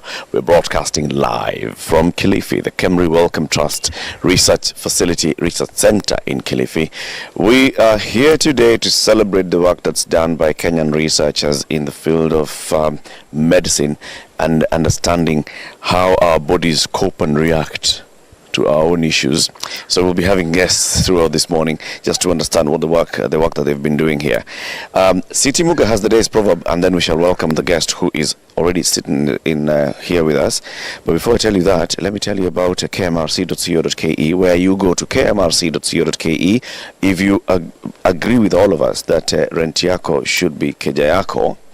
Go to KEMRC.co.ke, find out the participating banks and SACCOs. Go to your bank, go to your SACCO, and tell them, nataka hile deal ya KMRC, ya kununua nyumba. I was telling you about the president yesterday. He was in Ongata Rongai, yes, launching some new housing units that are going for about 5 million shillings for 3-bedroom. 200,000 of them. Imagine, many. So, no, this is a part of the 200,000 target that they have per year. So he was launching some yesterday by a private developer and saying we're going to work on having all these houses across the country. Each county will have at least 5,000 housing units very soon. So houses are being built. Are you ready to own a house? That's the whole question. If you're ready to own a house, go to your bank, go to your SACCO and tell them deal ya KMRC below 10% interest rate, fixed for entire duration of the time, which is up to 25 years. If that is not good, I don't know what is. City, the proverb from Somalia. Well, it doesn't have to do with housing, but a living mouth does. Is it the one I read, or is it? It's the one. It's about the mouth, A living mouth. Yeah. That's the one. Okay, let me continue. A living mouth does not give up talk. A living mouth does not give up talk. Yes. Not at all, eh?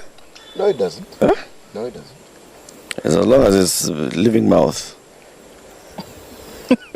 It's going to talk. I said mouth, not mouse. Yeah. Yeah. That instrument we use for talking. A living mouth does not give up talk. Not living mouse. We could say other things about a living mouth does not give up. We have a guest with us. Dr. Sophie Uyoga is a research scientist here at the KEMRI Wellcome Trust Research Program, and she's been here for many years. Dr. Good morning. Good morning. Thank you for welcoming us here. Karibuni. But welcome to the hot seats of the Situation Room. Asante sana for welcoming us. Doc, you've been here for many, many years. First, let's start with, what do you do at KEMRI Wellcome Trust Research Center? So I am a research scientist here at the program. I mainly work on sickle cell disease, looking at how it presents in terms of the clinical aspect of it, but also looking at treatments that are laid out for these particular patients. And of interest to me is the link between sickle cell anemia and transfusion. That's the main area of my research focus at the moment. How long have you been doing this? For 18 years, since 2004, which is when I joined the program right from campus.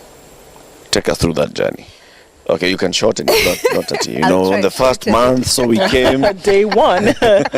So I actually visited the program in 2003, what was then the program when we were back at Kilifi, situated within Kilifi County Hospital. And I joined as an attaché student in the long holiday of my third year. And that was just 3 months. That was really an eye-opener into the world of research. And while I was actually doing my final exams in fourth year, the person who was supervising me then, Professor Francis Ndungu, actually called me and told me, Sophie, there's this opportunity, why don't you apply? So I applied for the job, came for the interview, didn't get the job that I wanted, but I was given an opportunity by Professor Thomas Williams, who was the person leading sickle cell research then. And since then, it's been a journey. So I got support to do my master's in immunology, and then moved then to do my PhD, which I completed in 2012. And after that, so my PhD was mainly on severe malaria. Then I changed focus slightly and settled down into the field of transfusion and sickle cell disease. You know, what I'm interested in is understanding why it is, with your experience, your education, you decided to be a research scientist. Because I'm saying you could have been other things as well. Yes. I actually wanted to be a pharmacist. That's what I wanted to do when I finished high school, but didn't make it into pharmacy. So those days we didn't have the opportunities that students have now of actually, knowing prior what other options are. So my uncle gave me an opportunity and took me to Nairobi University to change my options, and based on what I wanted to do, which was pharmacy, I was told the option is to do biochemistry. Then there was no BSc biochemistry, so I had to do Bachelor of Science. Okay. And, find my way through to biochemistry, which meant having good grades to be able to, make the top tier of students to be selected for biochemistry. And upon finishing, so you've done what you wanted to do, but then on finishing, the options were also very limited.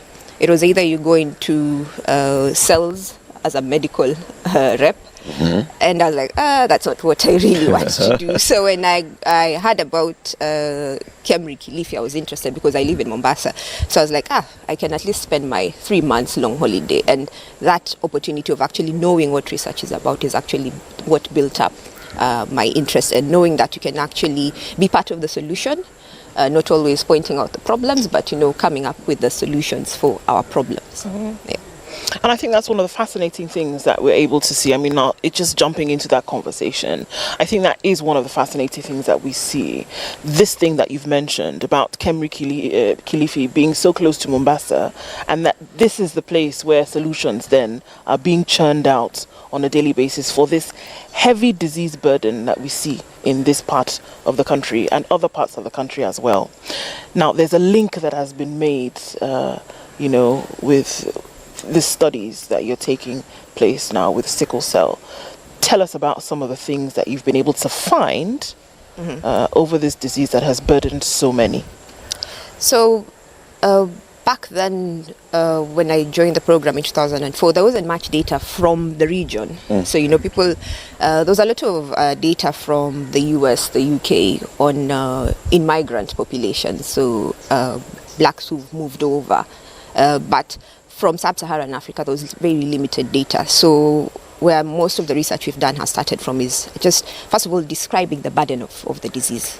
Because people have to know. You can't say, okay, there's sickle cell disease, but then you're like, okay, where's the evidence? So we had to generate the evidence to show that this is a problem. And we've done that very well over the last 18 years. We've been able to determine that 0.8% of the population, the local population at the coast, are born with this disease.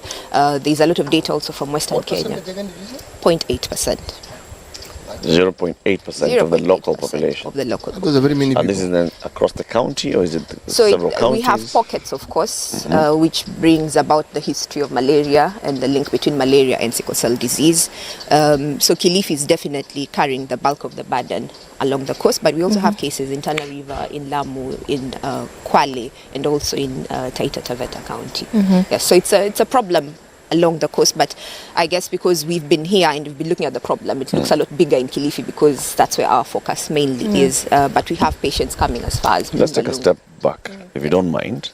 What is sickle cell?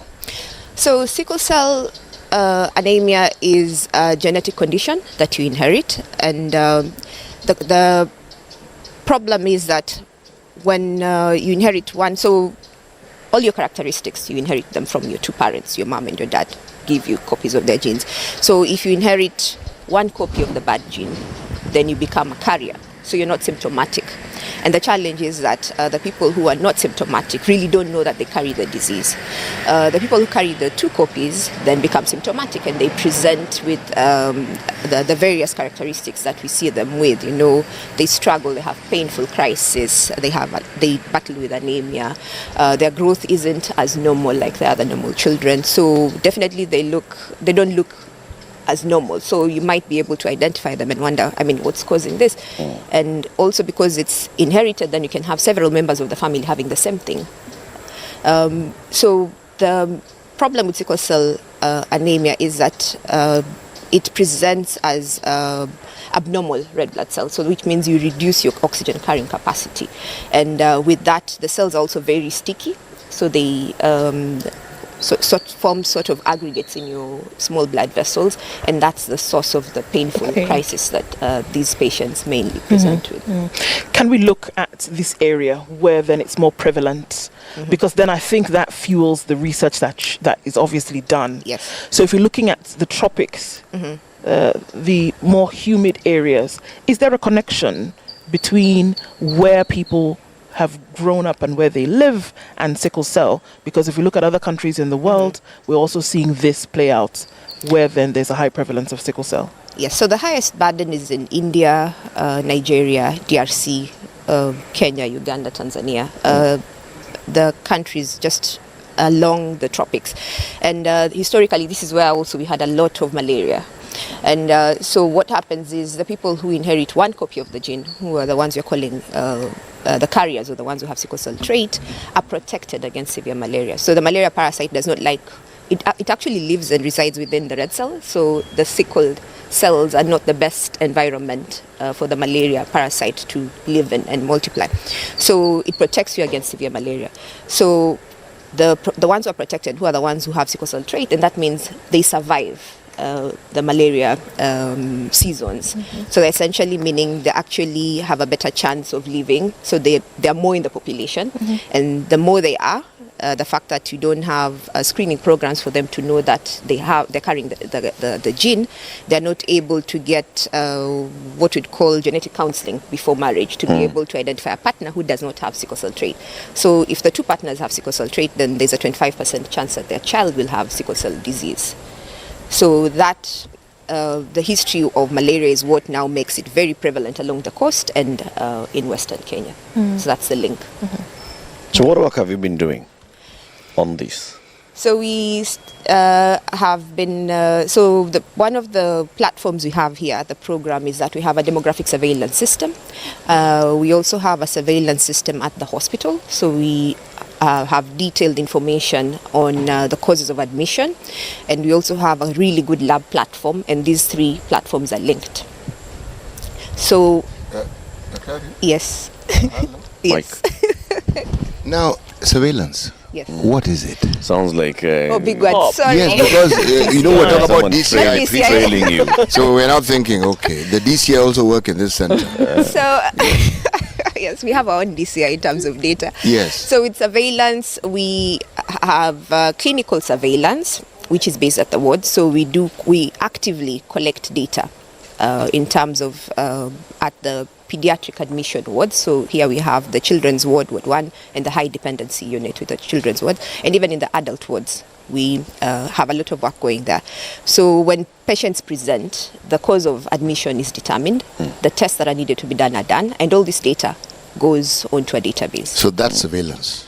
That's clinical surveillance in trying to define the causes of admission. We have now the demographic surveillance that happens within our study catchment area that covers around 300,000 people within Kilifi County, and this is based on distance to the hospital. So they actually would mainly come for clinical services at Kilifi County Hospital. So we've mapped these homesteads. We have a team. I'm sure you've seen some vehicles living out. So those are people going to the team. They visit these homesteads. We have 3 census rounds a year. So we know we can monitor births, deaths, in migrations, out migrations, and hospital visits. And for the hospital visits, we have a lot of clinical and lab data.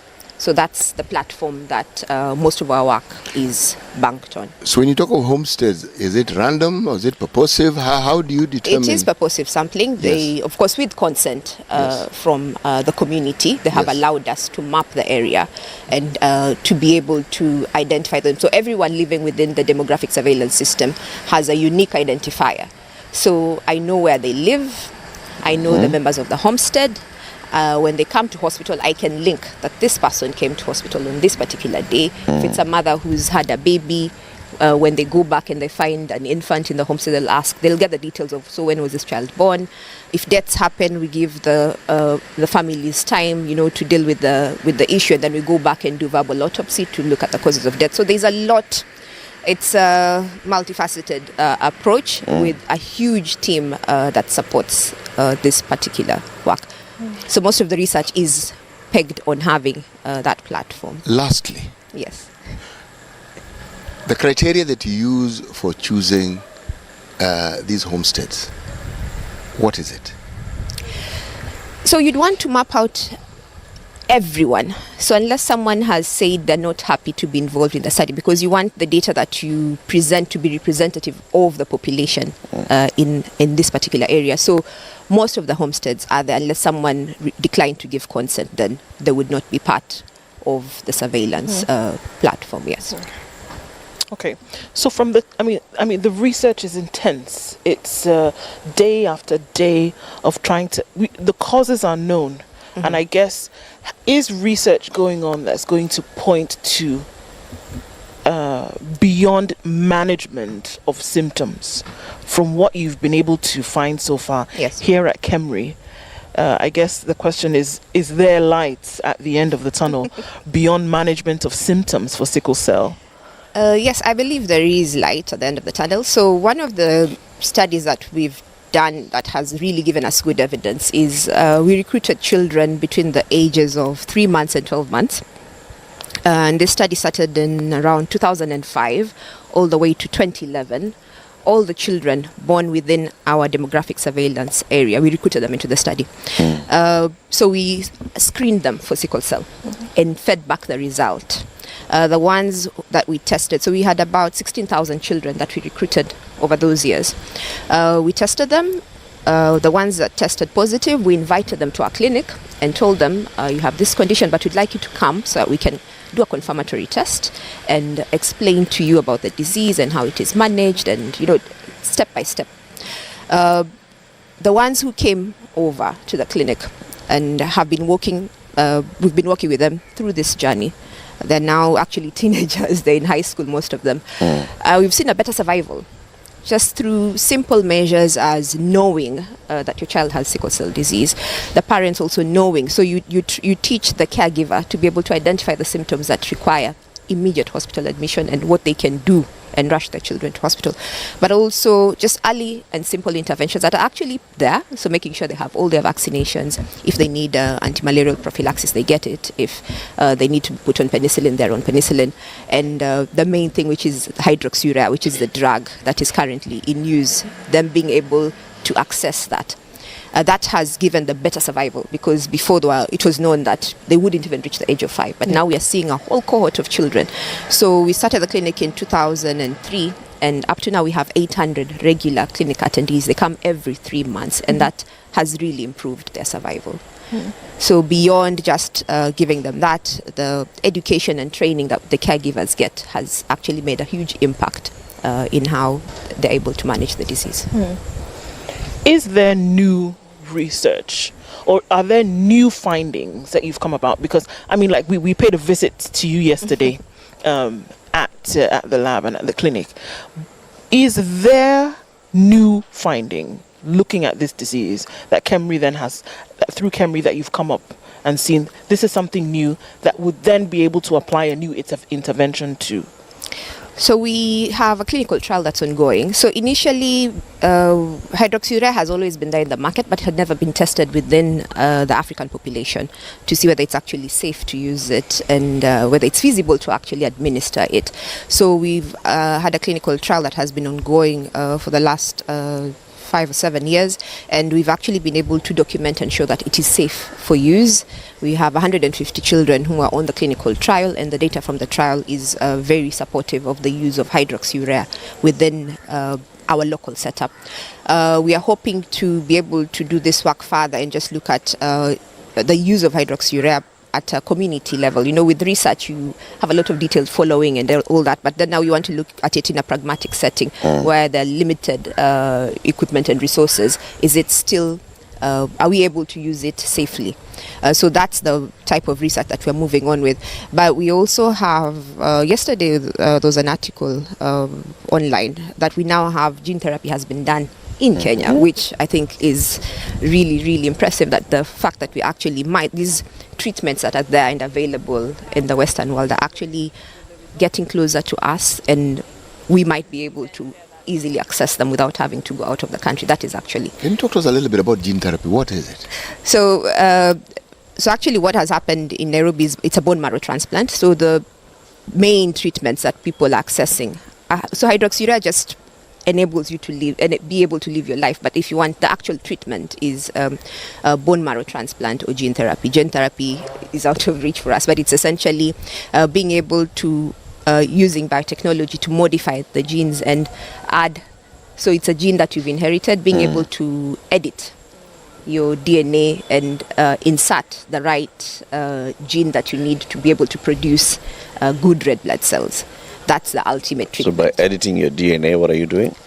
So you're essentially modifying and correcting the wrongs. That treatment is available. It's been done in the US. But for us, the easiest and reachable one is a bone marrow transplant. That's what most patients are getting done in India. Right. So if that technology has become available and with the establishment of Kenya Blood Transfusion and Transplant Service, we know that these things will be regulated and they'll be reachable. Is that a treatment or is it a cure? It's more of a cure. Not really a treatment because it's one-off and you're that's okay. it. That's it. Okay. So that's Let's what you'd want to be able to access. Let's take a break so we continue the conversation after this. Dr. Sophie Yoga is a research scientist here at the KEMRI Wellcome Trust Research Program. She has been instrumental in all the research that's going through. We're talking about the breakthrough research in treating sickle cell anemia. Dr. Eunice Owino, who is from the Sickle Cell Uhuru Trust, says good morning to you. Yes, good morning, Eunice. Yeah, she is one person who is also a sickle cell warrior. Yes. And very, very active on creating awareness on matters of sickle cell. She says, good morning. Ndu, please tell Dr. about the room.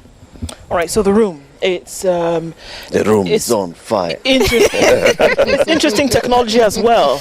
But what it does now is dealing with people. So looking at recruitment, you know how we look for people to fill in particular, positions. Theroom.com, after having people trained through the system called ALX, which is the African Leadership Platform, you train, you get you're educated, certain skills, techniques, expertise, and so then what you do is you avoid this whole 1,000 people that are going to apply for 2 positions. And so they've pre-selected for you, and all you need to do is walk into the room and say, this is what I'm looking for, and they have these people who are already ready on board, and all you have to do is pick theroom.com, select your next candidate. Already ready. Time for a break. We'll be back shortly. This is Kenya's biggest conversation, the Situation Room, live from Kilifi, the KEMRI Wellcome Trust Research Center.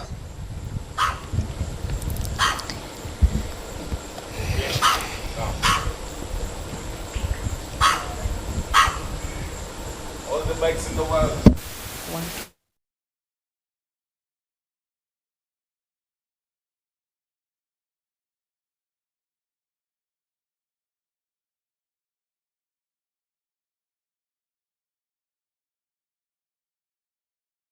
We know it is cold, but Cold Stone Creamery has hot deals for you. This month, enjoy cups of rich and creamy ice cream, delicious ice cream cakes, and fresh oven-baked cakes at amazing prices. Visit any of our stores in Nairobi or Mombasa and indulge in your favorite treats. Cold Stone Creamery, the ultimate ice cream experience.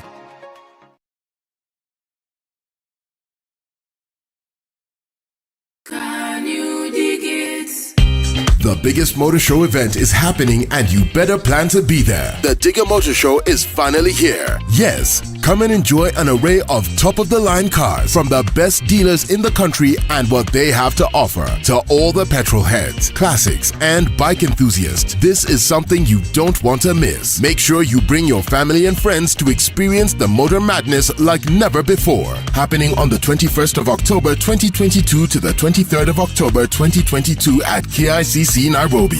The Digger Motor Show will be the place to be. Can you dig it? Brought to you by Digger Motors and all its partners.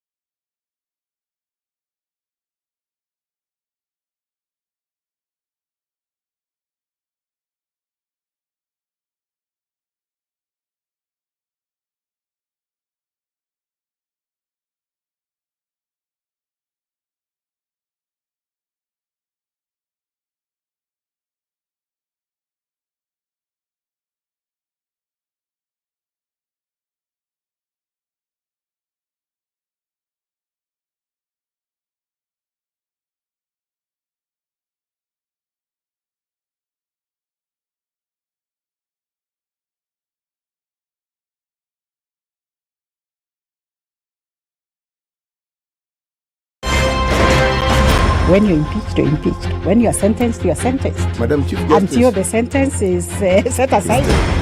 Ukibeba vitu kwa roho utakufa. If you carry things in your heart, you will die. You've had the luxury of living for 50 years and you cannot still explain yourself. Surely.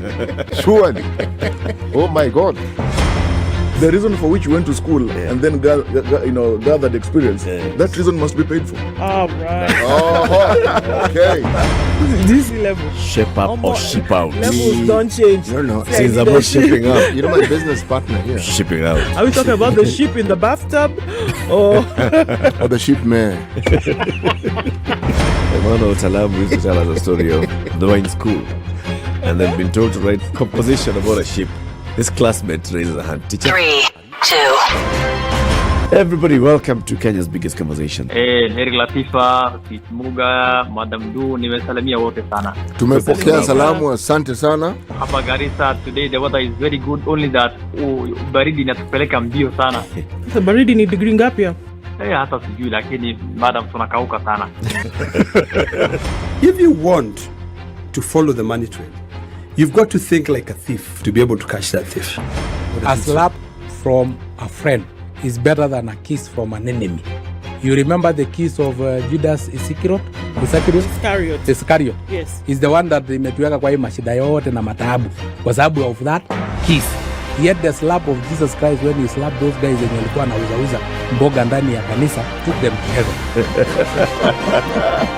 The Situation Room, Kenya's biggest conversation.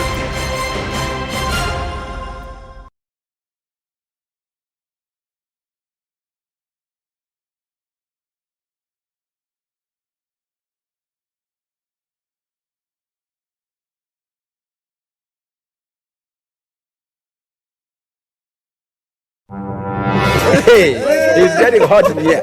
The media has greatly contributed to the moral rot that we experience in this country. I remember a senior politician telling me, point blank, nobody steals in the field, it's stolen in the granary. So my friend, if you're going to win an election, jipange kwa granary. I think we are suffering from Stockholm syndrome.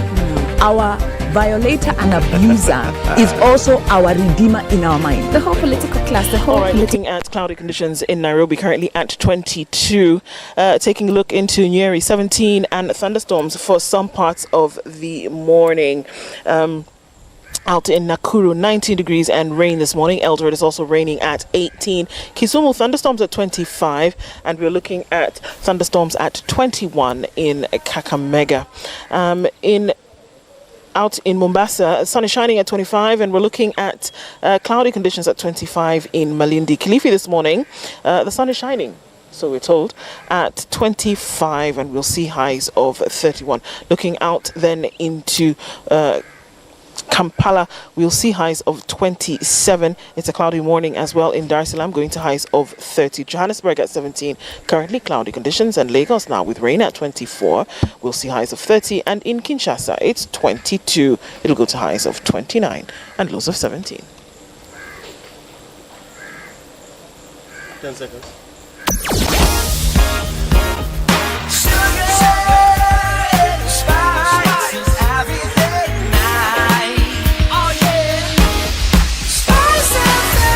Spice up your life.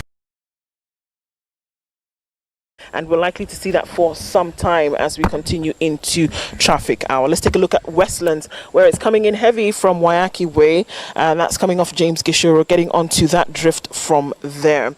All right, so what else are we looking at? We're looking at, unfortunately, an accident that has taken place a few minutes ago on Wayaki Way, and that slows things down just around a Lion Place, involving a private car with a number of garbage trucks. So if you're heading in that direction, please be careful. Approach with caution. They're trying to sort that out, so you might want to use the back route. It's going to compound traffic issues this morning, that is for sure. Kiambu Road, back-to-back traffic in and outbound, but it's all inbound because we don't know how many lanes we are looking at right now. Getting into the CBD is going to look a little bit difficult coming out of Westlands, but we'll keep an eye on things. Try to be safe. Talk to us on SpiceFM, KE on Twitter. Welcome to Spice FM, the best exclusive radio station bringing you the best mix of the best music ever.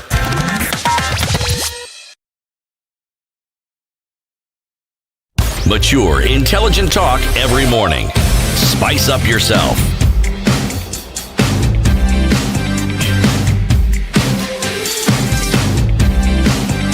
Mornings done right. The Situation 94 live today from the KEMRI Wellcome Trust Research Center in Kilifi. And this hour we're talking to a researcher. All day today we'll be talking to researchers from this particular facility. Our guest this morning is Dr. Sophie Uyoga. She's a research scientist here who is part of the breakthrough research in treating sickle cell anemia. Daktari, you have very many fans. One of them is Irene Toya. Irene says, I'm a mother of a sickle son, and Sophie has been very instrumental in our lives. Yes. Oh, yeah. Those are the type of stories that, just drive you when you see you've actually made an impact. Irene comes from Mombasa, and she's actually not even distant, she's actually a quite close relative who had a child with sickle cell disease, and I didn't know. And that's a challenge that most families are struggling with. People really don't talk about it. They're suffering in silence. So when I realized the boy has sickle cell, I'm like, but have you come to our clinic in Kilifi? And she's like, oh, you guys have a clinic. I'm like, yes, we actually have a clinic. Bring him over. We have a clinician who sees about 1,300 children a year. Wow. That's a clinical. So we're a big team of about 17 people. About half of the team is based at the clinic that we visited yesterday, and they see these children on a daily basis. So because we do research, we do a lot of reading. We look at the treatments, the managements, what works, what doesn't work, what are the options, and giving children tailor-made treatments depending on what they present with. And so in terms of being able to relate to the type of management, because there are a lot of doctors, but quite a number of them don't have they don't regularly see these patients, so it becomes a challenge for them to be actually able to manage these patients. So it's in the case, for example, of Irene and very many other mothers, they don't know that their child is suffering from sickle cell anemia, do they? So she knew, but it's just that she did not know where to get help. Yes, exactly. So you're in Mombasa, there isn't really a dedicated clinic. So the thing is, the doctors are there, but because it's not a dedicated clinic, and today you'll see this person, tomorrow you see another person, there's value in seeing the same person over and over and over, someone who knows the clinical history of this child, and they know where this child has come from, and what they've done over the years to get them where they are. How do you diagnose? Sorry, guys. Please, go ahead. Final question. No. How do you diagnose sickle cell? How do you know that this person has sickle cell? So it starts with, you look at the risk. So is there a family history? Family history is very important in determining whether potentially this child has sickle cell disease, how they present, if they have frequent severe anemia that requires. So severe anemia is when your HB goes below 6 and you actually require transfusion, if they always have painful crisis. So those are the clinical features that they use for diagnosis. But diagnosis now has to be confirmed by a lab test. So there are different techniques. There are point of care tests that you can use, which are they're getting cheaper by the day, but not really accessible in the local market. So we use a system called HB electrophoresis, or CT would understand what I'm talking about. The what? Baba, stick with something you understand. Exculpatory. Electricity, electrophoresis. Yes. So you're actually separating the hemoglobin to see how it behaves, and you're actually able to identify that this is sickle hemoglobin. So you have different hemoglobins. You have normal hemoglobin, which is hemoglobin A. You have fetal hemoglobin, which is what you're born with, and then as you grow as an infant, you lose it, and then there's a sickle hemoglobin. So the S is what you'd identify using various systems, molecular tests, or tests like electrophoresis. So for Kilifi County Hospital, we have been providing that facility over the years. Yeah. Okay, something that you mentioned, which I think is probably critical of the work that KEMRI does here, is that the clinic is sticking with the patients. Yes. So you have a history of this particular patient, you know when they presented, you know if there's been any change, and then you know what you can recommend going. What are the benefits of then sticking with one patient and then being able to go through the life cycle of the disease with them? So first of all, there is trust between the community and us, the scientists, because we've been there, we've walked that journey with them. So even when we want to do research, then it becomes easier because they understand why we need to do the research that we're doing. And they know that the research definitely directly benefits them because they're hoping that the care can be improved over time and policies will be changed and, new treatments would come along or better ways of managing the condition come along. The other benefit is that you're actually able to critically understand the disease and be able to see how it manifests and whether the treatments that they're using actually work, because you're following them over time, and which is actually important for you to be able to tell whether something works or doesn't work, an intervention is good for the population or not. Diseases fall into the category of matters that human beings deal with that we refer to as problems. The thing about problems is that they raise questions. Now, what research seeks to do is to find ways of responding adequately and appropriately to those questions. And that's why you will understand that in many of the so-called developed countries, when you hear of a university or you hear of a university hospital, you have a hospital, the research component is given a lot of attention because it's that component that seeks to do what KEMRI Wellcome Trust is able to do. Hospitals keep records, but many hospitals in the country do not conduct research. Yes. They know the disease, but it's from the research, and when that research gets to the point where now it is actioned upon, there's what we call implementation science. Okay? That's when now you have a situation where you actually understand the 360 of that research. And the thing about the findings, they also induce and introduce new questions. So there's no time or day that research will come to an end. And the fact that Wellcome Trust is directly connected with the Kilifi County Referral Hospital, it is of an enormous help. Not just the hospital, but the community. Because I am thinking, and I'm looking. We have Moi Referral Hospital in Eldoret, and we have a university. We have a medical school. We have a medical training center. I look at Nairobi. If indeed the research component was given the attention that we are seeing here, I'm saying it isn't, because it actually isn't. Okay? Yes, no, it isn't. It isn't. A lot of the problems that we keep talking about perennially, we'll be talking about the problem, but alongside them, we'll be talking about the solutions. Now, there's a question attached to what I'm saying. How does the research you do and the people who work in that research, what do you do to ensure that you continuously get funding? Because in the absence of funding, you cannot do this work. Continuously get... So funding is one of our major challenges. It really is a big challenge. For you to get funding, then you have to show relevance for your research topic or your area of research interest. And for you to show relevance, and that means you must have been active, very active. And for us, when we do research, our main thing is we generate policy briefs for government, but we also generate publications. So people need to see that this work is being done and there's evidence. So if the evidence is there, then and the evidence shows that there's a gap, then that makes it easier for you to get funding. But then again, funding is limited. Our sources of funding are limited. Several of us are going to the same pot. So, and we are heavily reliant on the developing countries to give us funding to sort out our problems. So the question is, what is our government doing to support the local scientists? I mean, I'm sure you've heard about KEMRI because of COVID.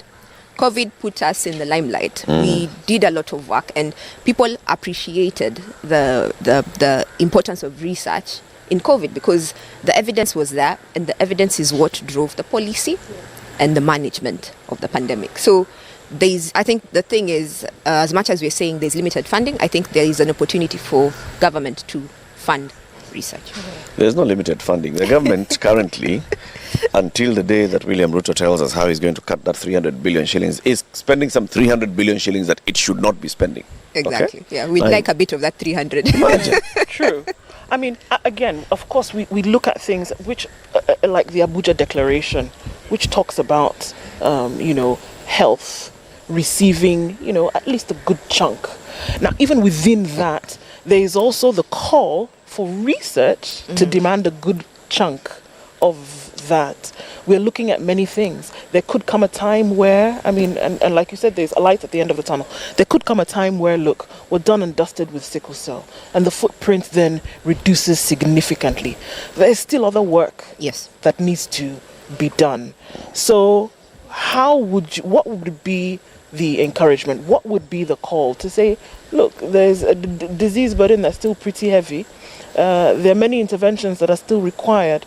What does the spotlight need to be on, beyond what we're currently dealing with, to say that it's not, we're not asking for a today solution only, but looking into the future, what really needs to take the attention? I think the first thing is the newborn screening programs. That needs to be rolled out in the areas that we know sickle cell is prevalent, because once you screen and they know, then it reduces the chances of them marrying someone who genetically would result in giving birth to a child with sickle cell disease. But the second thing is access, and it comes back to UHC, access to healthcare, because they're already there. You know how the population of Kilifi is. You're talking about someone who's struggling to afford $1 million. You're telling them to buy hydroxyurea, which can cost between 30 and 60 shillings capsule.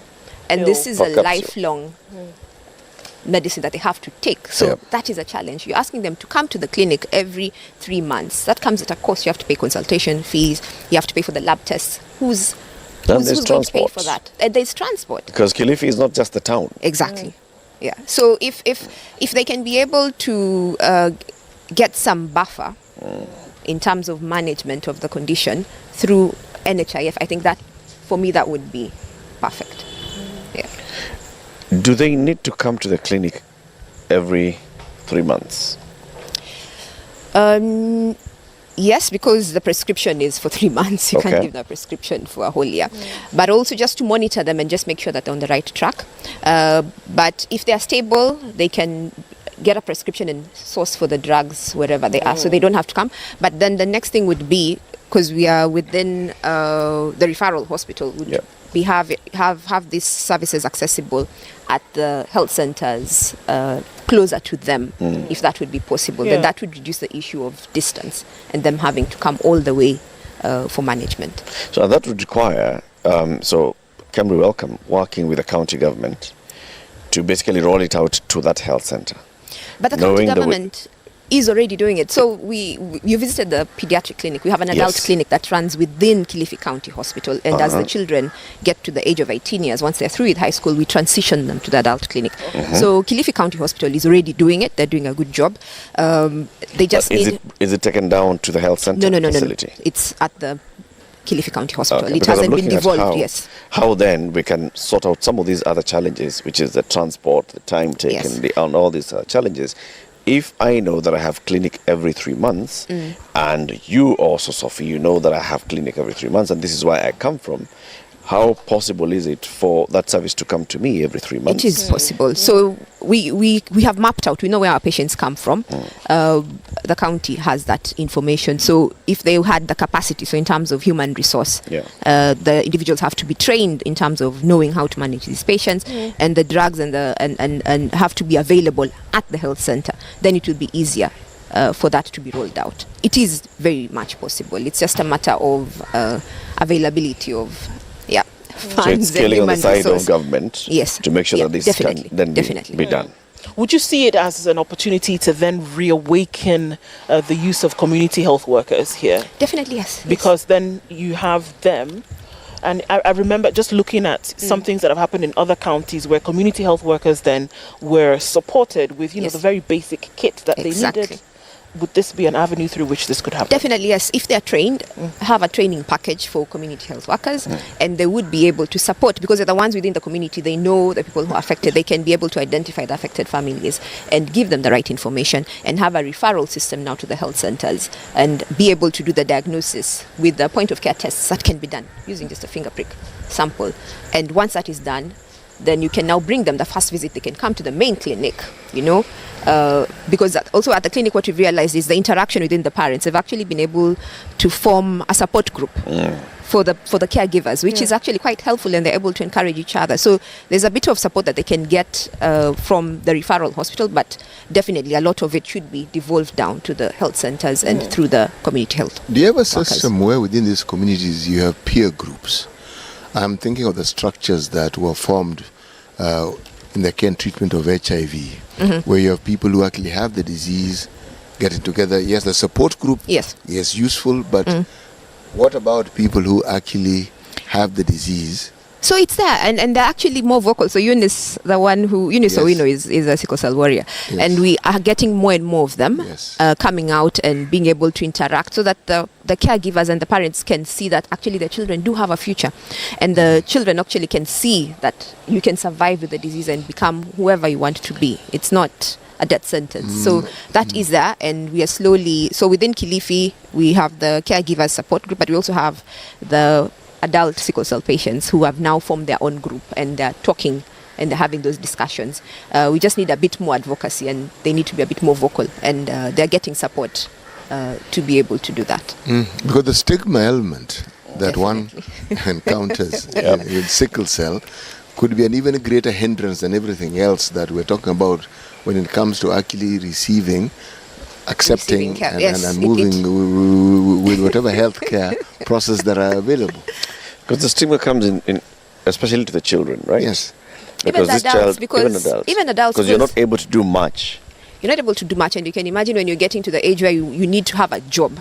If your employer doesn't understand your condition and know that there are good days and bad days, someone will just think you're lazy. Yeah. Exactly. So it's not just for the children, even for the adults who are affected. So in terms of awareness, how are you rolling out your awareness campaign for people to understand sickle cell?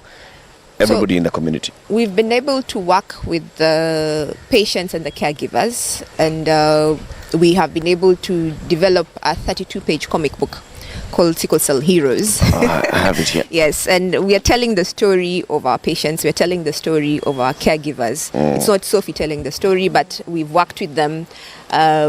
Even through the development of the actual comic book, we had focus group discussions with the kids, and they told us what their issues are. You can imagine a child telling you that someone is telling them they're infectious, they can't play with them. Teacher not understanding that they can actually live beyond 18 years and be whatever they want to be. Them understanding that the management is the main thing that will see them through to adult life, and for them to be able to be who they want to be. So just giving hope, but also giving education and facts about the disease. And it's been rolled out through our schools engagement program also, using science clubs. We are giving it to our patients at the clinic. I sent a batch of the books to Eunice Owino, and she distributed them in Homa Bay last week. So it's people need access to the right information, and we are hoping that by having it in both English and Swahili, we are able to give that information in a context that is acceptable and understandable by our community. Sickle cell in Swahili is called selimundu. Ugonjwa wa selimundu. Yes. All right. So what's the story behind this comic? So there are 4 stories. The first story is about Baba Pendo, talking about the role of the family and the stigma associated with the inheritance of the disease. So it the first story demystifies that and explains how you get to management and how you get determined, confirmatory testing. Second story is about Mwalimu Juma and Lulu, talking about the education setup, the way they struggle with bullying, because they're weaklings, and other kids making fun of them. Their eyes are yellow because they're jaundiced. So just making the school environment a bit more habitable for the children and for the teachers to also understand what the disease is about, because these kids spend a lot of time with their teachers. The third story is a true story, Baraka the Dreamer. This is a sickle cell patient who also has a disability. Just talking about his dreams of being able, he finished high school, he's learned graphic design, and he's hoping that one day he'll be able to open his own, place and be able to run his business. The fourth story is about Davis, the success. So Davis is based in Malindi. He's finished his pupillage. He's actually practicing law now. So, there's hope. Relatable it's not all stories. Doom and gloom, yes. Yeah. So you have to give these children hope, and you have to give these families hope, and not just tell them, you're doomed. No. There's a lot that you can live with it, yeah. Sophie, congratulations. Thank well you done very for all much. the work that you're doing. You and your team, go and tell them. The whole of the country says asanteni sana. Thank you so much. It takes We a lot of appreciate dedication. it. We appreciate it. Dr. Sophie Uyoga is a research scientist here at the KEMRI Welcome Trust Research Program. The motorbike is passing, so let me be louder a bit so you can hear me. Okay, we've been talking about the breakthrough research in treating sickle cell anemia. In the next hour, we talk to Dr. Simon Kariuki, looking at epilepsy and mental health research at the same facility. He's a research scientist as well. This is Kenya's biggest conversation. Good morning, 8 a.m. Spice up your life. Done.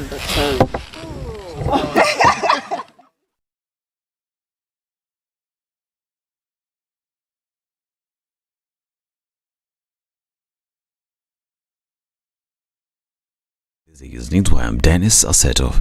President William Ruto launched an affordable housing project in Ongata Rongai, Kajiado County, just 1 week after doing so in Mukuru, Karuba slums in Nairobi.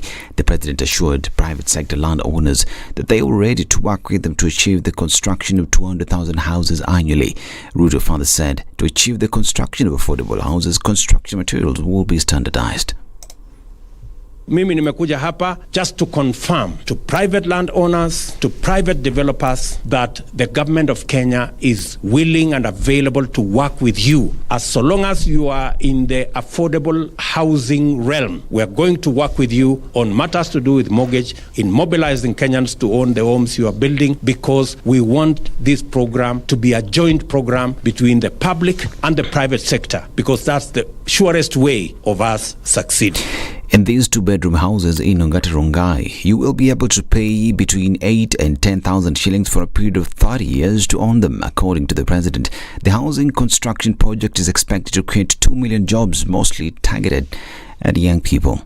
And Deputy President Rigathi Gachagua has promised county governors that the release of county funds won't be delayed. Speaking after chairing the 18th IBEC meeting, Gachagua said national and county governments will no longer engage in hostilities and unnecessary disagreements that have been the norm. The national government has noted the concern of county governments through the governors of delayed disbursements, and efforts will be made by the National Treasury, subject to improved collection of revenue, to try as much as possible to disburse funds to the counties in good time. Even as the county governments complain about delayed disbursements, they continue to hold over 30 billion shillings in their accounts. And we have agreed going forward that disbursement will be informed by quick absorption of funds. The COG chair, Anwe Guru, who is also Kirinyaga governor, last week said apart from increasing allocation to the counties, President Ruto had promised to transfer all devolved functions which are still being held by the national government. Now, Kenya has received the first consignment of wheat from Ukraine since the Russian invasion in February this year. The vessel, dubbed Super Henry, docked at this Mombasa port and is currently discharging 51,400 tons of wheat, with 2 more carriers expected in the next 2 weeks. Ukrainian ambassador to Kenya, Andriy Pravenik, said despite its agricultural sector being adversely affected by the ongoing war, they are willing to support Kenya become food secure. The Ukrainian ambassador said the latest attacks by Russia in Ukraine have adversely affected its agricultural sector. A lot of depends on Russian side. If they continue their inacceptance of the extension of the grain corridor, then we'll not be able to send more wheat and more grain. That is why it's important for all of us to understand that only by joining our actions all around the world, including in Kenya, we'll be able to make Russia to extend that grain corridor agreement and to allow us to continue our export. And we have an expertise in that. And I know at least 2 Ukrainian companies willing to come, and they've been part of that Ukrainian-Kenyan business forum last week, which actually ready to come here to help Kenyans to grow better wheat, to grow more wheat. One of the companies is called Eversem, producing the high quality seeds, not only wheat seeds, barley seeds, wheat seeds. Now, the Ethics and Anti-Corruption Commission has issued a circular to all university vice-chancellors, chairpersons of university councils, Commission of University Education and the Kenya National Examination Council over the rampant cases of falsification and forgery of academic certificates in the country. EACC says the most common irregularities that have been noted include alteration of the grades in KCSE results so as to gain admission into graduate and postgraduate programs in universities, alteration of names on genuine certificate to enable the person altering to impersonate the ones named so as to either apply for admission to learning institutions or seek employment, and cases of missing admission records or documents and other relevant information from students' file or profile, thereby making it difficult or impossible for law enforcement agencies to verify the bona fide of a person when investigating them. This is Newswire. I'm Dennis Aseto. Good morning.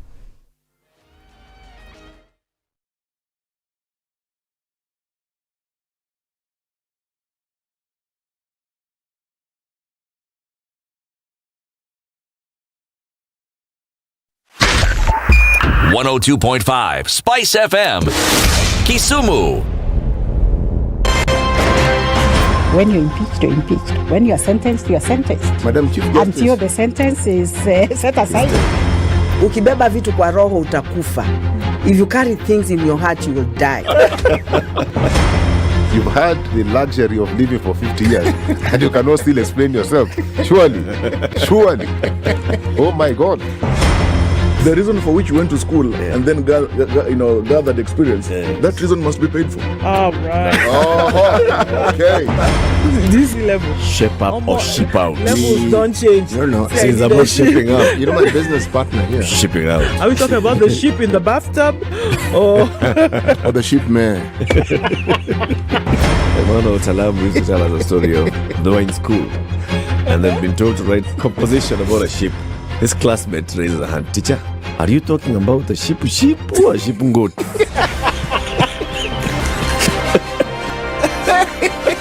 The Situation Room, Kenya's biggest conversation.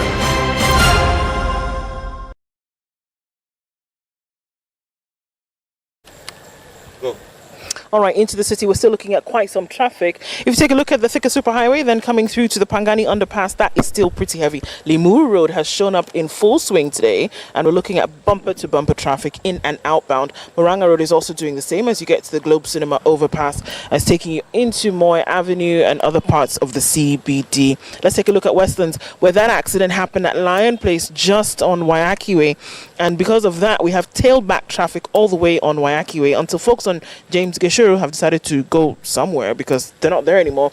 James Kishore traffic is not as crazy as it was earlier. All right, taking a look at coming off Langata Road, then we'll see some spillover towards Raila Odinga Way. But apart from that, traffic seems to be flowing smoothly. We'll keep an eye on things. In Kilifi, traffic is not a thing. How about that? SpiceFM KE on Twitter. Let's know what's going on where you are and keep things moving this Wednesday.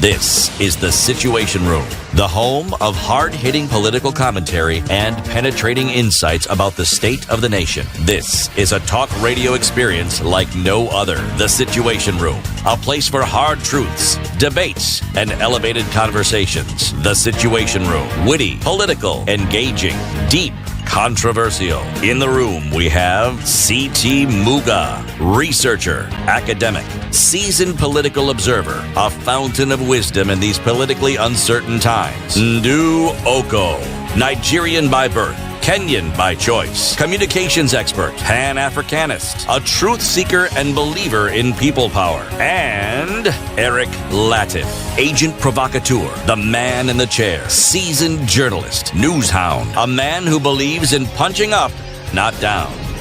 This is The Situation Room, the only way. This is a Situation Room coming to you live from Kilifi County, from the KEMRI Wellcome Trust Research Center in Kilifi, where we have been the whole morning today. We are talking to the researchers here, finding out what they've been doing to help us. The previous hour we talked about sickle cell anemia, and in this hour we want to talk about epilepsy and mental health.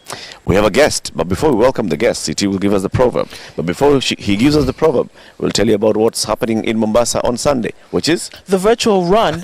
Part of the virtual run that takes place at the Nairobi Standard Chartered Marathon. The virtual runs start on the 23rd towards the 30th of October, but if you registered for the virtual run, that will take place. One of the actual runs for the virtual run will take place in Mombasa on the 23rd. 28th and 29th will take place in Kakamega and Kisumu respectively. And then of course there's the physical run which happens in Nairobi on the 30th. Are you ready? Now it's time to start moving so that you get accustomed to what it will be like to marathon. All right, CT, move it. Let me move it. A living mouth does not give up talk. So right now, even as I utter the proverb, your mouth is living. My mouth is living. Okay, so a living mouth does not give up talk. Precisely. Okay. Do you understand this proverb? No. You're not getting it. From the beginning. Blocked. Daktari. It's a proverb from Somalia. In the KEMRI lab, we saw something freeze, and then it died instantly. So for me, that's what death is. Like it's disappeared. Now the mouth. It was at minus 150 degrees. 189 degrees. Daktari, if you can just put aside what you just heard, in fact, just take it further and just ignore what you've just heard and tell us, what do you think about the proverb? Do not be influenced by what this lovely lady has just said. Yeah, I will actually just think that it is about life. Yes. And the fact that so long as you are living, you are alive and well, there is nothing you can actually stop from conversing. And I think that the moment that you stop conversing, it will be an indication that something really very serious has happened.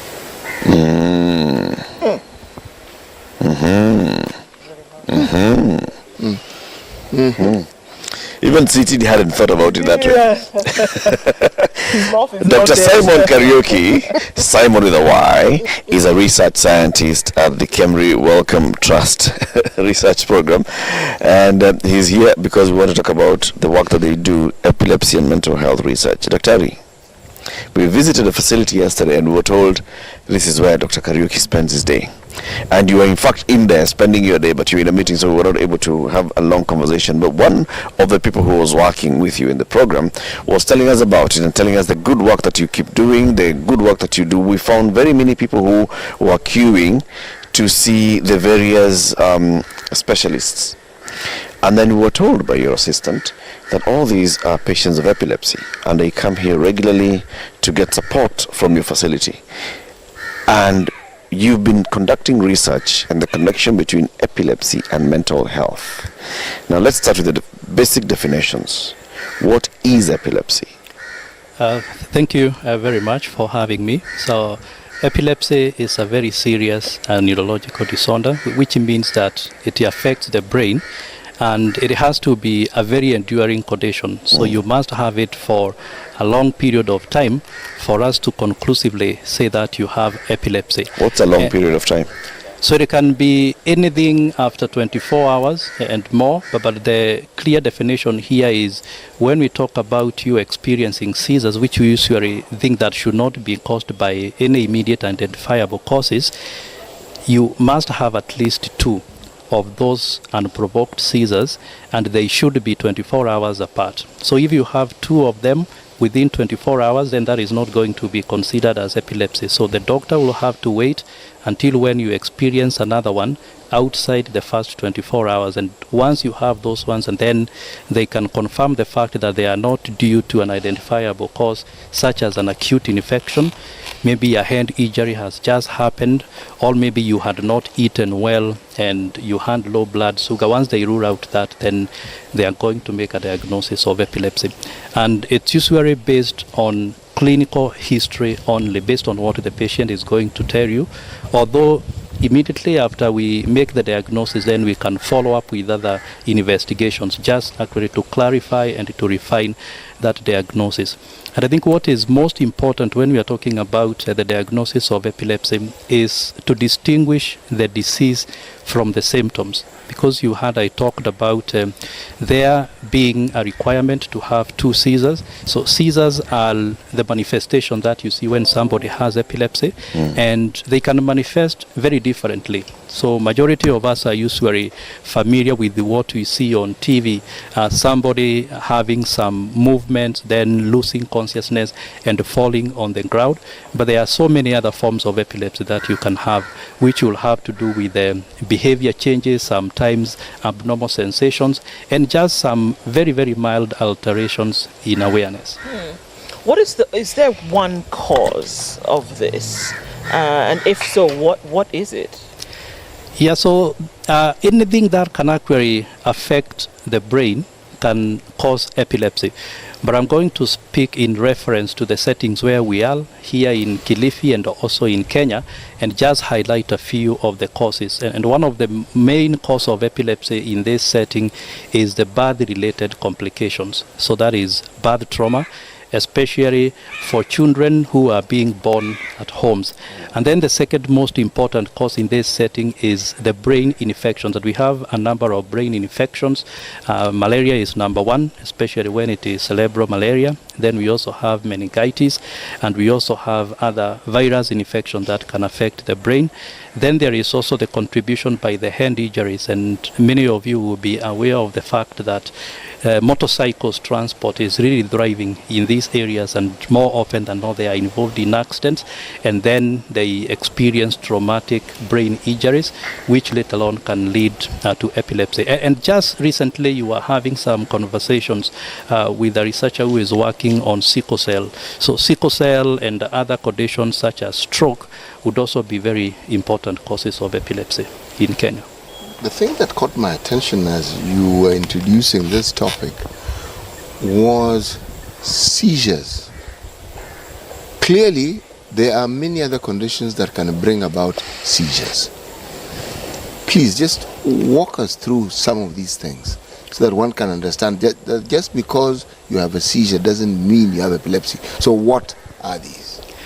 That's absolutely correct, and I think that's really where we need to start, because you can get seizures from so many other conditions, and I think one of the most important causes of seizures, especially in children, is infections, the fever that is associated with infections. And what happens is once you treat or manage the underlying cause for that particular fever, then the seizures are going to go away, and that is what we call febrile convulsions. And therefore a person with febrile convulsions, especially in the ages of between less than 1 year up to 6 years, will not be considered to have epilepsy. In other circumstances, you might have what we call acute symptomatic seizures. So they could be caused by acute injuries to the brain. They could also be caused by acute infections, as for example meningitis, especially if it happens and then it is accompanied immediately with some seizures, or even hand injuries. So as at that particular time, those are just going to be acute seizures that are related to those underlying causes that I have caused.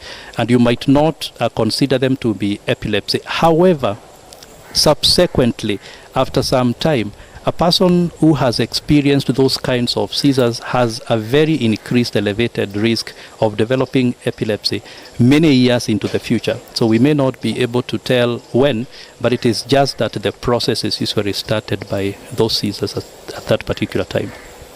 I think the seizures are one thing, because we've all seen, one would assume, somebody who does suffer from epilepsy, and then one of the characteristics, of course, is the seizing.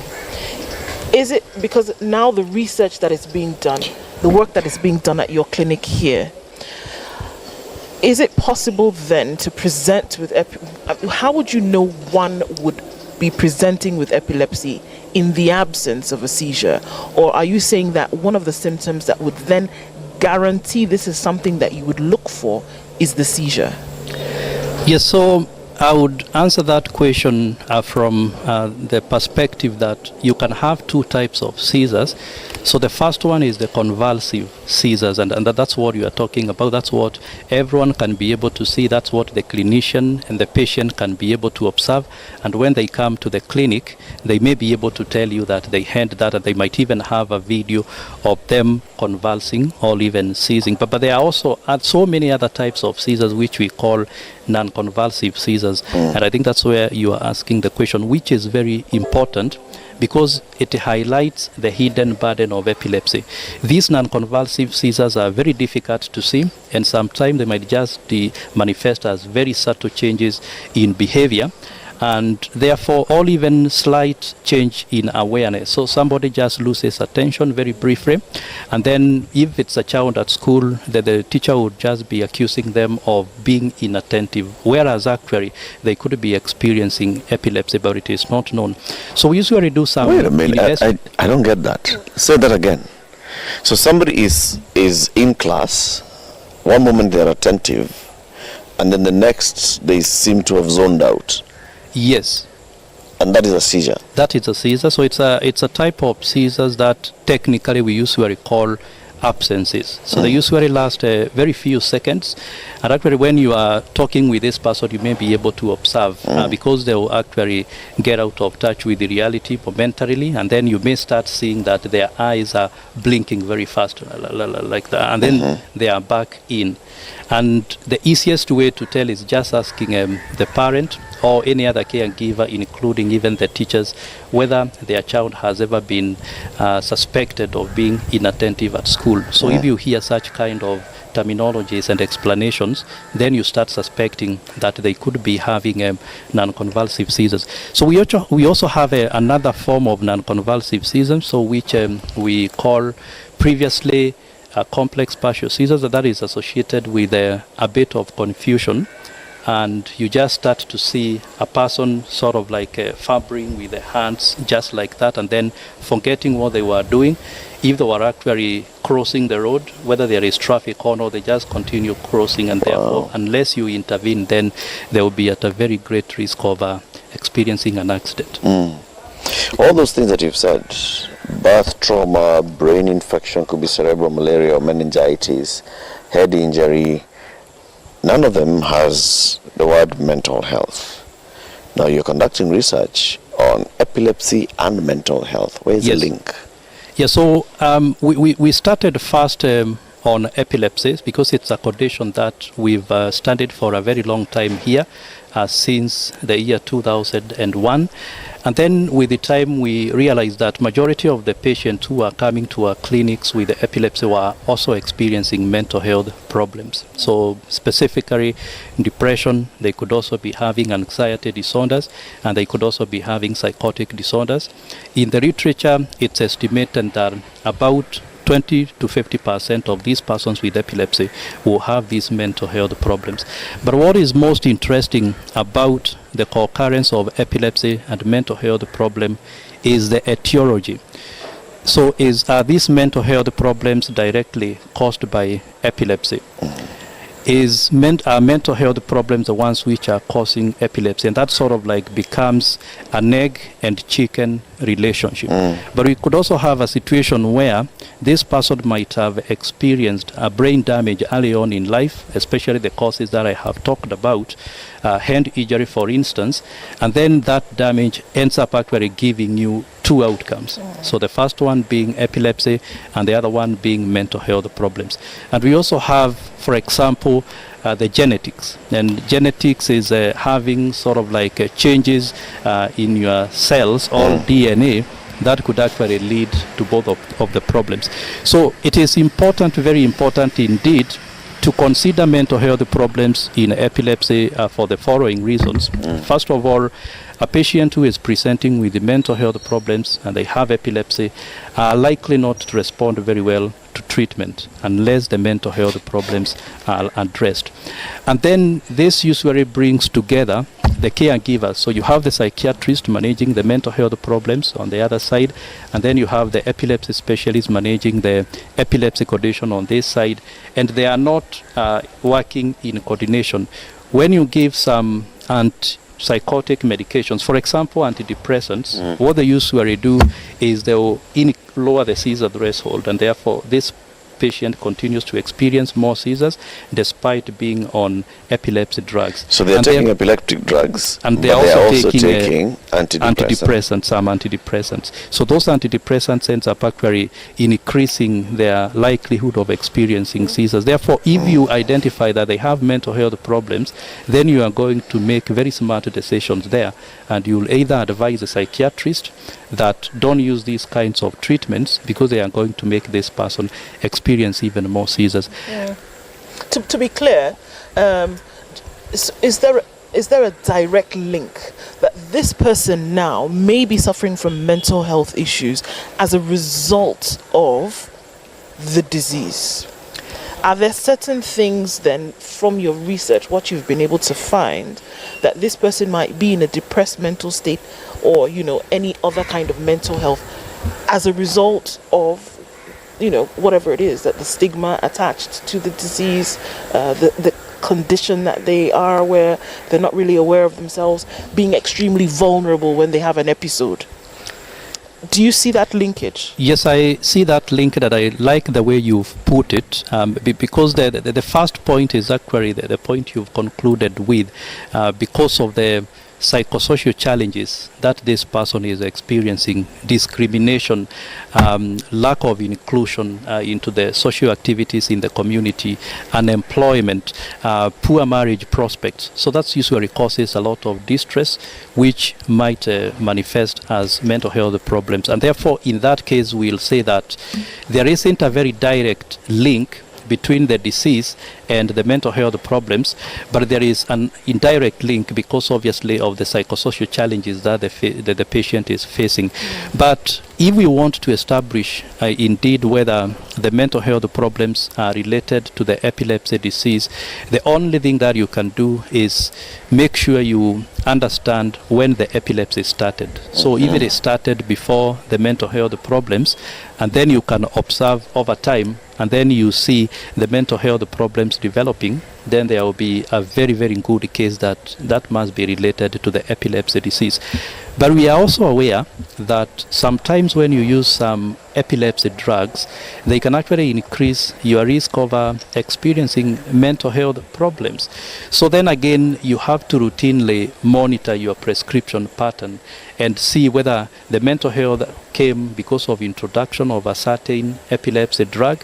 And if you realize that is the case, then you can discuss with the patient about changing the treatment. But obviously, you have really to balance it, because sometimes the drug that is working very well for the patient might be the one that is actually causing the mental health problems. Wow. So of interest, everything you say about epilepsy seems to involve around the brain. Whether it is trauma that was caused by injury, whether it's a nerve cell activity, whether it's a genetic disorder, somewhere the brain seems to play a really big role in this particular disease. And yet our focus seems to be on the manifestations of it. Yes, and that's quite important, because it's what actually we usually use even to dispel the myths and misperceptions about epilepsy. Because many of the people, including even ourselves before, we used to focus mostly on how the epilepsy was presenting. For example, falling on the ground, then making some very loud voice, and then foam coming out of the mouth. Yes. And people really never go beyond there. And they'll just start to look for explanations about the same. And then they start talking about supernatural causes, like witchcraft, inheritance, generational causes, and so on and so forth. So if all of us can actually appreciate the fact that you spoke about, that epilepsy is coming from the brain and there must be something wrong with the brain, then I think that alone is really going to address a lot of myths and misperceptions. And that's why we've been conducting some studies to be able to confirm that. For instance, people coming to our epilepsy clinic, we ask them to undergo some tests. One of the tests is called EEG. So you have some wires placed on your scalp, surface of your head, and then they observe the electrical activity, and you can actually be able to tell whether the problem is coming from inside the brain. So we've also been doing studies on magnetic resonance imaging, MRI, and you can see a change in the brain and point that to the patient. The moment they see that abnormality, that's when they will start accepting actually having a like that. When you say some wires attached to the brain, you know the imagery one has, you think of the wires that you're accustomed to, and someone poking wires into your head. Cyborg. Eh? Yes, exactly. What makes us think that death isn't too far away. Yeah, so it's actually both of those scenarios are correct, but the ones that we usually do here is not invasive. Yes. So it's just involves placing some plates, metal plates connected to the wires. Then you place them on your the head. top in a very standard way. Like we know which part of the scalp we need to place the wire so that we can be able to observe the corresponding part of the brain. And therefore it's not invasive. And this is an accurate science. Yes, it's actually a very accurate science. Because if you can actually do it when this person is experiencing the manifestation that we are talking about, you can actually observe the changes in real time. And that what has helped us actually to be able to tease out real epilepsy from epilepsy which is not real. Because of the mental health problems that you've asked and the depression, so there are people who will now start attention-seeking behavior. And the easiest way for them to do that is to start acting as if they have epilepsy and doing it exactly as a person with epilepsy does. And the only way we do is just record the video of that person as at that particular time, and then at the same time do the EEG, and we just observe whether when you are having those manifestations, is it corresponding with the changes in the brain. And in that case, we'll be able to Within tell the medical fraternity, is it widely accepted that this really ought to be looked at from the perspectives that we are now discussing, and that when we talk epilepsy, we talk actually mental health as opposed to something physical or just something purely clinical? Is it widely accepted? It's not widely accepted, so we've been having lots of challenges with that. For instance, in our studies, when we are estimating the size of the problem, because we usually do those kind of studies, so we usually find that about 1% of the people probably have epilepsy in a particular area, maybe in Kenya or here in Kilifi.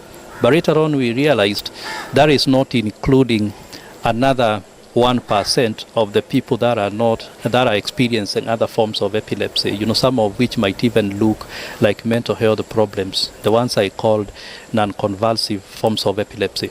So I think that's where we need to start, because if these people are not identified, then they are not going to access treatment, and therefore the burden is just going to grow. The premature mortalities, them dying before their date of expected lifespan is going to increase, and they will continue performing very poorly in the society in terms of education and other things. And the point on mental health, the most important thing really is development of comprehensive programs for taking care of these people, so that you can actually address all the unmet needs. Because if you do not include mental health into that discussion, then it's going to be very difficult. But again, there are other considerations. So we've found that epilepsy and mental health are related, but the specialists themselves, are they willing to work together? So that's one of the challenges that we face. So neurologists want to deal with epilepsy, psychiatrists want to deal with mental health problems, yet we know when they work individually in silos, they are not going to benefit this patient. So then we really need to work towards collaboration, getting them together, and bringing psychiatrists, neurologists, nurses, psychotherapists, all of them together, which I think will need to be addressed through some policy and legislation changes. Hence the research to inform all that. We'll continue this conversation after this break. Dr. Simon Kariuki is conducting neuroscience research here at the KEMRI Wellcome Trust facility in Kilifi. Usimuone hapa hivyo. This man is, together with colleagues, directing the neuroscience research at the research program. He has chaired the National Epilepsy Coordination Committee in Kenya since 2016 and is chairperson or member of task forces and advisory committees of various international epilepsy organizations. So the person who's sitting here is one of the foremost authorities on matters of epilepsy in the country and in the world, and he's telling us about the work that they are doing on epilepsy and mental health research. Keep it here for more. Coming up after this quick break, this is Kenya's biggest conversation, the Situation Room.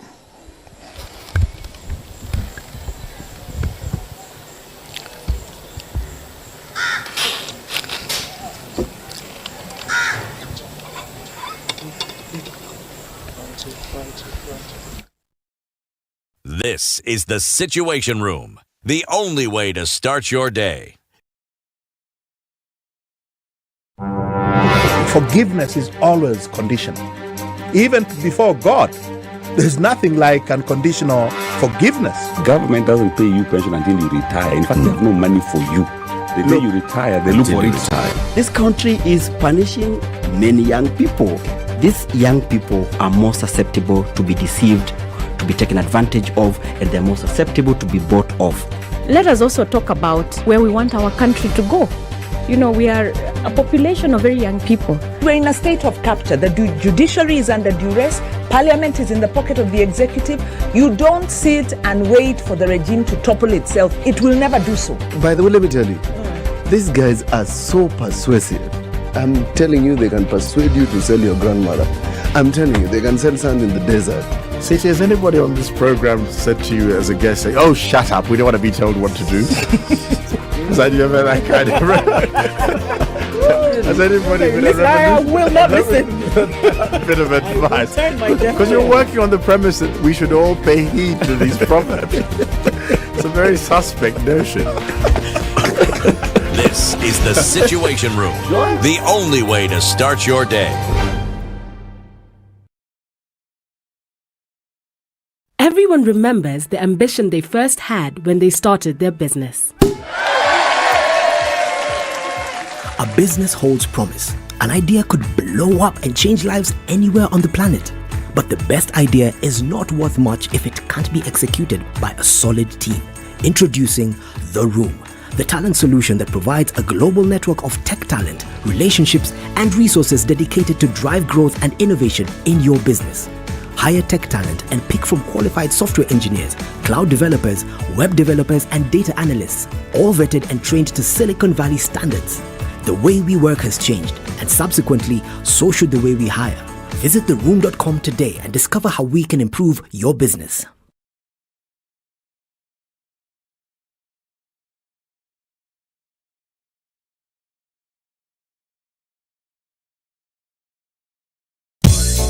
Yolanda Mulu, DJ Absolute. When the gang is together. Got the sugar, got the spice. Yorada. Yes. I have missed you like hot hamburgers. Eh? Like hot hamburgers. You know, bad boys give more money than you can count. Hey, bad boys give more money than you can count. If it's fun, it's funky, it's fresh, you're definitely going to catch it here.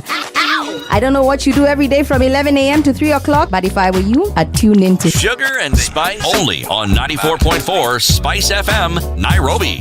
So if you say it's on, then it's on. Yeah. If I'm found guilty, there is no problem. I'm willing to serve. I have no problem. Jails are meant for human beings. They say a society gets the leadership it deserves. If you have a corrupt, crooked and rotten society like we have in Kenya, then of course they will get that kind of a leadership. I think the president should dissolve parliament. That's the best solution at this moment in time. Dissolve parliament. All of you go home. Yes, we all go home. How are we encouraging other people who might have new and creative ideas? Young people who are making money without any government help. They are just buying their own bundles. They are going on TikTok and making money. KRA is coming after them. I've been in parliament for 15 years. We have been unable to pass the gender law. And yet no presidential candidate is talking about it now. Because we are fake.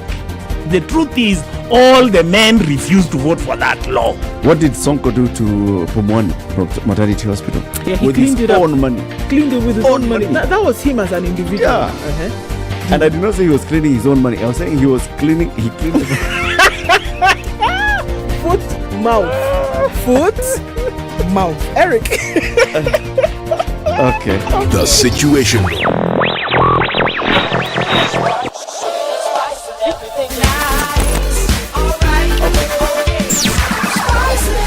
Spice up your life. 5, 2, 1, go. All right, looking at Nairobi, 22 and cloudy conditions, and in Nyeri this morning it's cloudy at 17. We'll see highs of 22. Nakuru, cloudy conditions at 18, going into 19. Not too far from now, Eldoret is cloudy with a chance of thunderstorms at 18. Into Mombasa, sun is high at 25, and we are looking at sunny conditions as well in Malindi. A bit of a cloud here and there, but we'll be all right. Kilifi, sunny at 25, and into Kisumu, we're looking at sunny conditions at 25, and Kakamega, sunny through today, cloudy conditions and a chance of rain later, going to highs of 27. Out into Kampala, it's cloudy at 24, we'll see highs of 29, and we'll see highs of 30 in Dar es Salaam this morning. Johannesburg, cloudy conditions, going to highs of 22, and Lagos is cloudy at 24. Kinshasa, cloudy at 21, a chance of rain, going to highs of 26. 6, 5, 4, 3. Chilled Spice. Of the city, or asking the question in terms of what's happening in the CBD. Still pretty packed, and we're looking at traffic then spilling over from Muranga Road, Kirinyaga Road. That whole mess is something you don't want to have to contend with, at least not for now. Coming into Lavington, coming out of James Gishuru, that's also pretty busy. That accident that happened in Westlands this morning is still making things slow down quite some, but it looks like we're doing all right. Coming off Jogo Road, going towards the Kamkunji roundabout is also something to contend with, but we should be all right. SpiceFM KE on Twitter, let's talk there and try to keep things moving this morning. 25 seconds. You've seen the question from YouTube for the channel.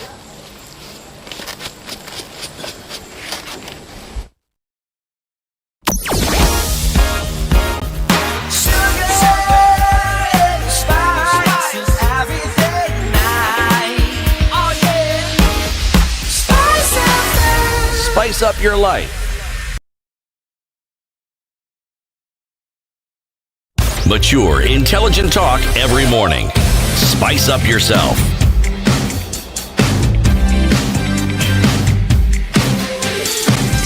The conversation continues with Dr. Simon Kariuki, research scientist at the KEMRI Wellcome Trust Research Center in Kilifi.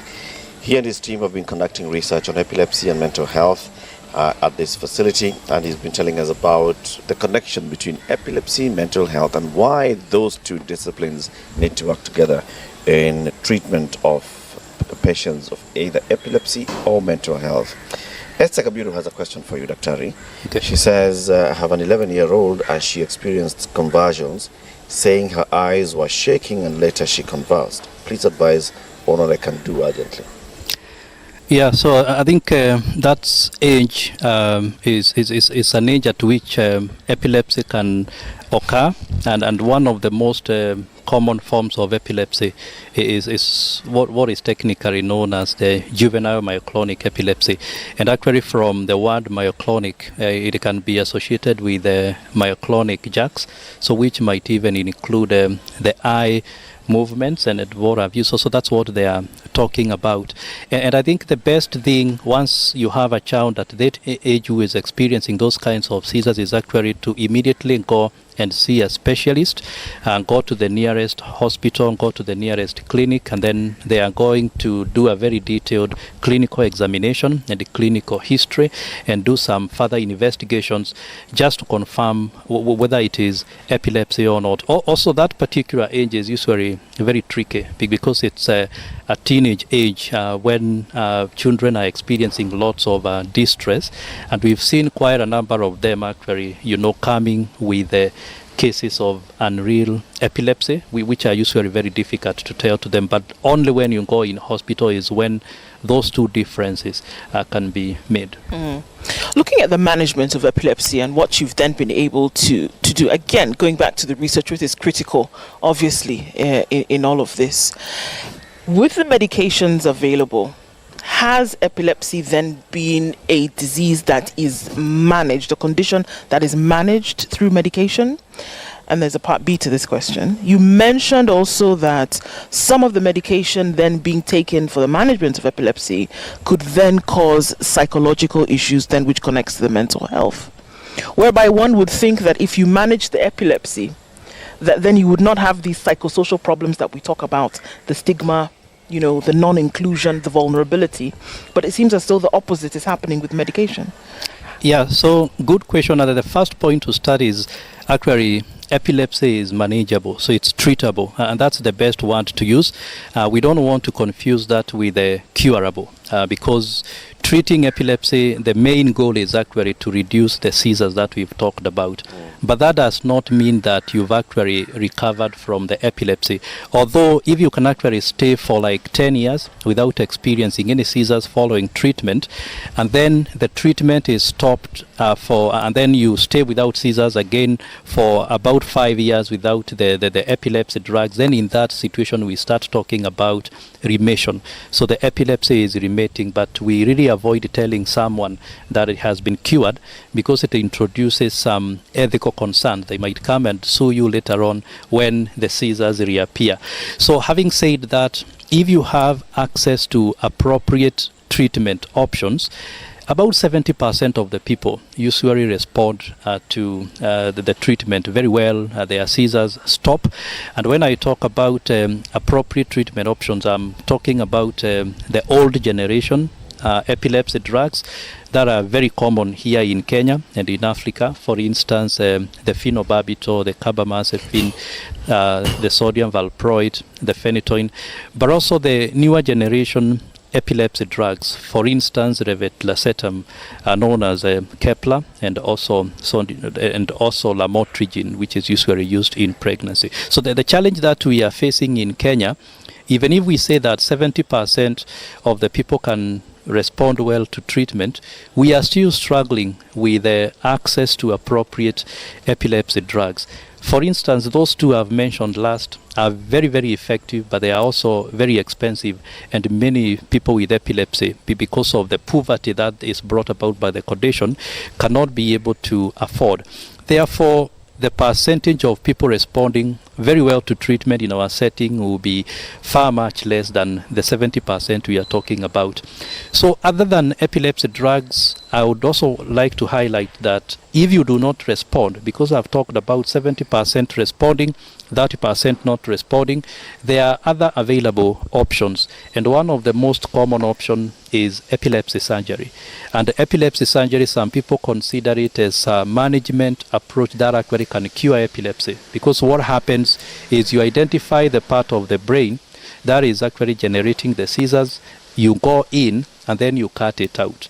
Unfortunately, the epilepsy surgery programs are very much undeveloped here in Kenya, but I'm very much aware that countries like South Africa are actually able to provide them. So we also have other treatment options like ketogenic diet, in which case you sort of like increase the fat content in the food of the person is taking in, and then you create a situation like the one people with diabetes experience, and for surprising reasons it's been found to help with controlling some of the seizures.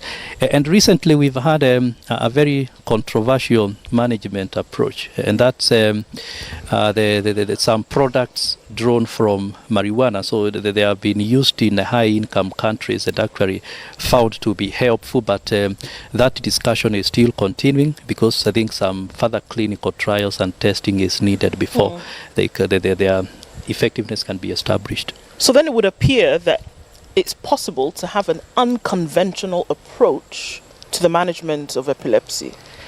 Yes, it's possible, and it's good. Obviously, one of them is the one I've mentioned, some products of like marijuana, ketogenic diet, but also many of these patients we are talking about, if you examine very carefully the care pathways that they follow, the starting point is usually at the traditional health practitioner. So that's the wagangas, and they are usually given some concussions there, and that being an alternative form of treatment, we cannot be able to establish whether it works or not. And what we've realized, because every time we ask somebody, have you visited these people? Almost every patient says, yes, I visited them. And we are very concerned about the duration it takes from when they develop epilepsy and when they present to us for care, which is actually delayed by the fact that they spent a lot of time with the traditional health practitioner. And that's why we've started programs here of sensitizations, where we are bringing biomedical health practitioners ourselves to actually interact and collaborate with the traditional healers. And we are seeing them as a method of actually solving the problem in these two ways. First of all, we can ask them, let's partner. When we give these patients our treatments, encourage them to take them as prescribed by the doctor, but also train them on giving psychotherapy. So psychotherapy may be able to deal with the mental health problems that these patients are experiencing, and anyone who is appropriately trained, including even those alternative carers, health providers, can actually be able to deliver it. How do you determine whether the treatment or the care that is being provided actually is a treatment, and that it doesn't just deal with the symptoms? Because if I look at care-seeking behavior, a lot of it has to do with the symptom. I have a headache. The headache is not the disease, there's something that's causing it. But so long as I allay the headache, I feel I am fine. But am I really fine? I am told I need antibiotics. The unease that I have and the discomfort, when it goes down, I feel I do not need the medicine. Have we given sufficient thought to understanding how we, as Kenyans, as Africans, understand the role of treatment and the drugs therein? Yes, so that's something I would say it's actually like we usually say, in infant stages. So we've done very, very little progress with that. First of all, I highlighted we are still using the old generation epilepsy drugs, and they are associated with a lot of adverse effects, which usually actually discourage the patients from taking them. And then if you also try examining how these drugs are being prescribed, the patterns, the dosages, and so on and so forth, that has actually been informed by studies which have been done in other non-African populations. So we could actually be giving people this particular dosage and maybe causing some problems, and we are not very much aware. All else, we could be assuming that the dosage is working for them, but actually maybe Africans need a much higher level dosage for them to respond to treatment. And we've actually started doing those kinds of studies. So the student that you met yesterday is actually doing a PhD on response to treatment when you are treated with these anti-seizure medications. And what she'll be doing is collecting samples and then measuring the levels of drugs in blood. And that's very important, because you can actually confirm if this person is taking the medication or not. We've had two scenarios where somebody tells you they are taking medication, and because of stigma they have actually not been taking, but then you ask them for the sample, you do not detect any medication in the blood sample. But we also have another situation where a patient will tell you, I've actually not been taking medication, but then when you test, you find actually they have some drugs in their system, epilepsy drugs in their system. And we've come to understand the reason why they don't want to disclose is perhaps because of stigma. So they don't want, because if you are seen with these epilepsy drugs, people will already start stigmatizing you, especially in a marriage situation, marriage setting. When you get the treatment, women will have to hide them, because the moment the spouse finds out, there is a very high likelihood that they are going to divorce them. Can it be transmitted? I mean, is it transferable from mother to child or from parent to children? Because these are those fears in a marriage setting. I have married somebody who is epileptic. Now this one is just going to affect my family line. Yeah, so there are usually two concepts here. So there is the concept of heritability, so where you can clearly say that if a parent, all two parents have a condition, then it is automatically transmitted into the offsprings. So for epilepsy, it's very much different from sickle cell, the ones that you are discussing today. But there is actually a possibility that a parent could be carrying a gene, so a gene which causes epilepsy, and then that gene is passed on to the child, but it does not necessarily mean every time the parent passes the gene to the child that they are going to experience epilepsy, because it is possible that you can have that gene in an inactive form in that particular person, and then it will maybe start manifesting the symptoms of having impact in the next generations. But on the same note, if you see somebody with epilepsy, in as much as we say that genes could be making a contribution, it does not necessarily mean that the genes that I have, which you've confirmed are present, and I have epilepsy, were from my parents. So it's possible to have what we usually call spontaneous mutations. They are sort of like changes in the gene, which might not be in the parents, but they can actually happen in the child. And therefore the child will be having epilepsy independent of the parents. But I think from the point where they have experienced that epilepsy, then going forward, there is then that possibility they can pass that particular gene. Dr. Let me read some two questions on YouTube. People on YouTube are asking a number of questions. One is Hannington, who says, my son stammers a lot and is a slow learner. Is it something related to mental or epilepsy? Yeah, so the very good question there. And so we are doing these epilepsy studies in children.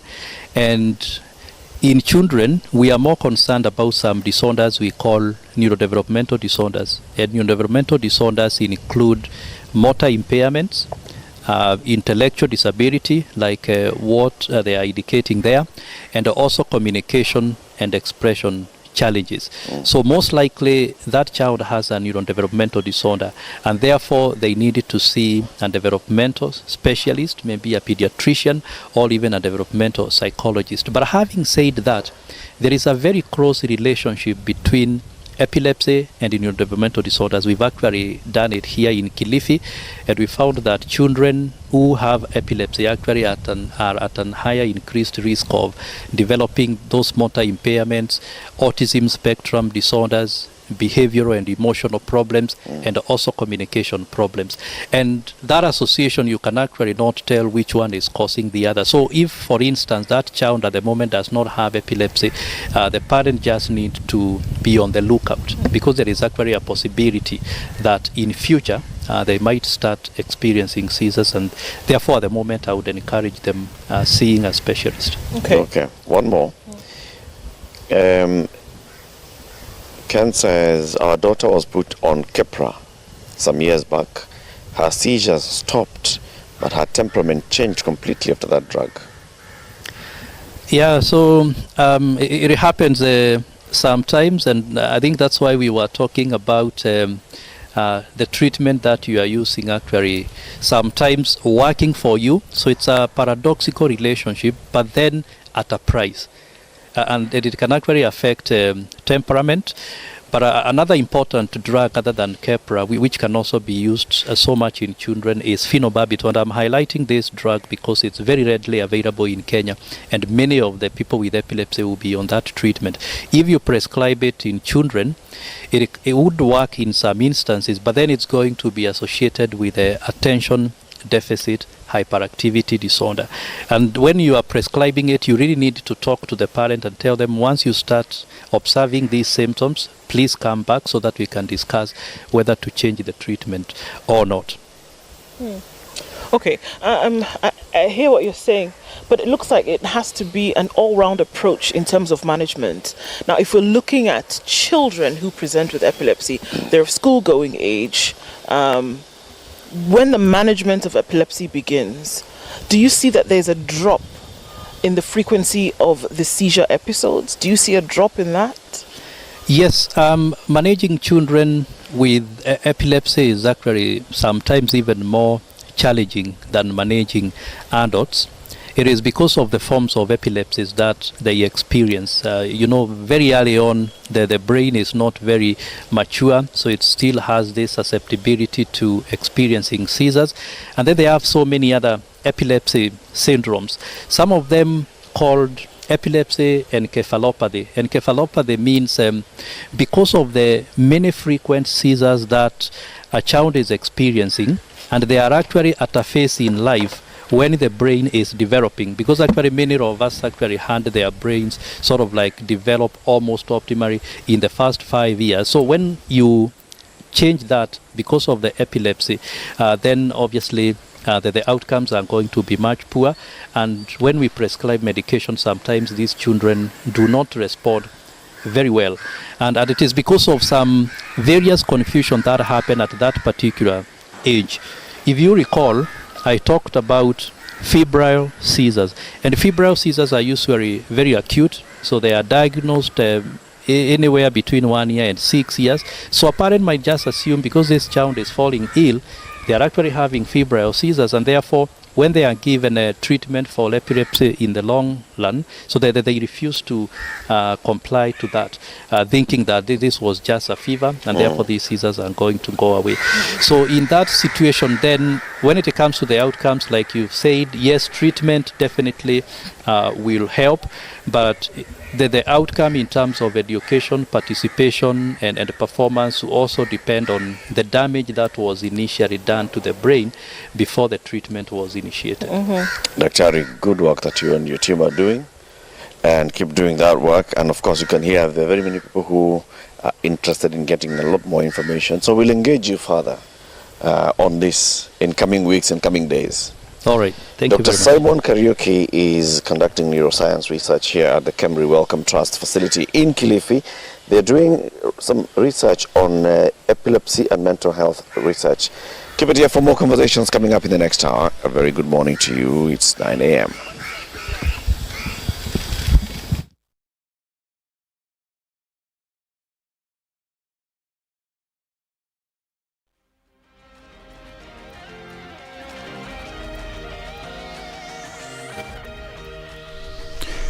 Good morning, this is Newswire. I'm Dennis Aseto.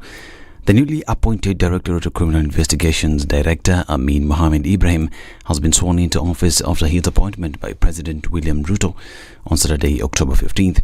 Amin was sworn in by Chief Justice Martha Koome at the Supreme Court buildings. I, Amin Mohamed Ibrahim, do swear by the Almighty God that I will not, without due authority, disclose or make known to any person any information acquired by me by reason of the duties performed by me on behalf or under the direction of the National Police Service, or by reason of any office or employment held by me pursuant to the National Police Service Act.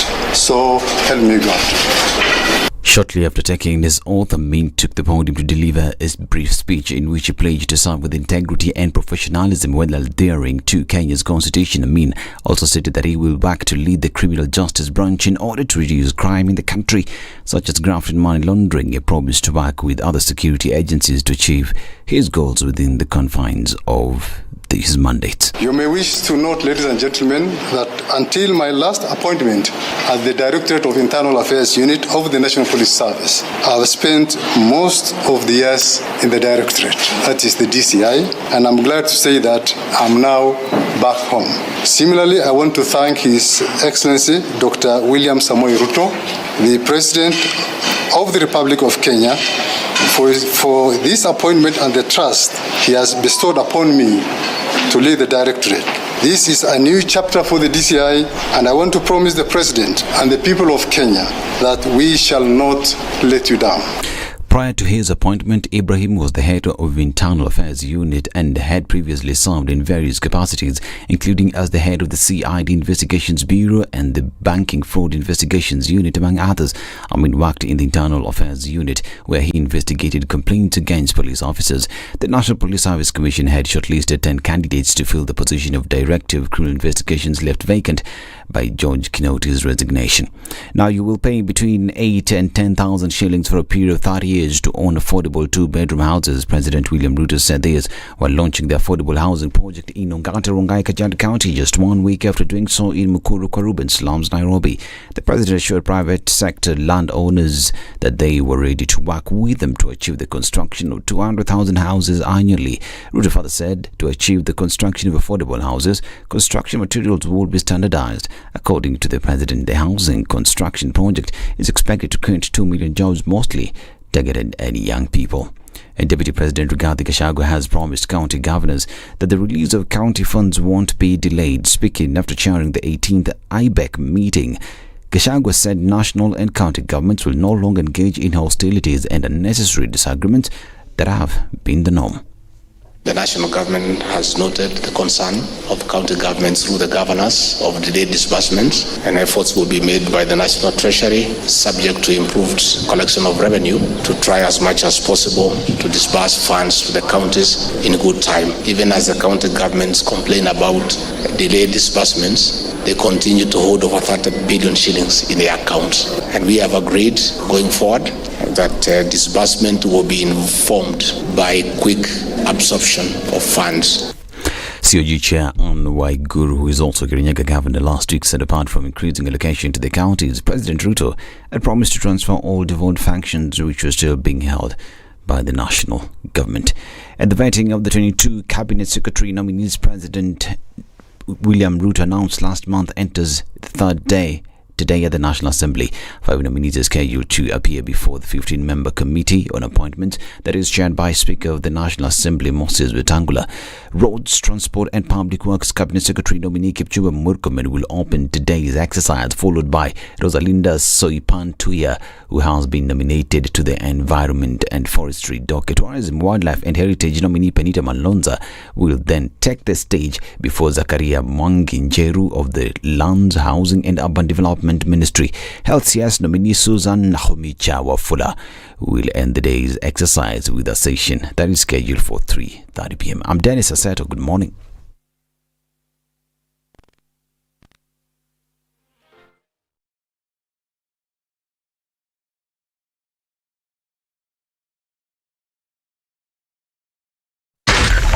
.4 Spice FM, Nairobi. When you're impeached, you're impeached. When you're sentenced, you're sentenced. Madam Chief Justice. Until the sentence is set aside. Ukibeba vitu kwa roho utakufa. If you carry things in your heart, you will die. You've had the luxury of living for 50 years and you cannot still explain yourself. Surely. Oh my God. The reason for which you went to school and then gathered experience, that reason must be paid for. All right. Oh, okay. This level. Shape up or ship out. Levels don't change. No. Since I'm not shipping up. You know my business partner here. Shipping out. Are we talking about the ship in the bathtub? Or the ship man. Emmanuel Talabu used to tell us a story of they were in school and they'd been told to write composition about a ship. His classmate raises a hand. Teacher, are you talking about a ship or a ship goat?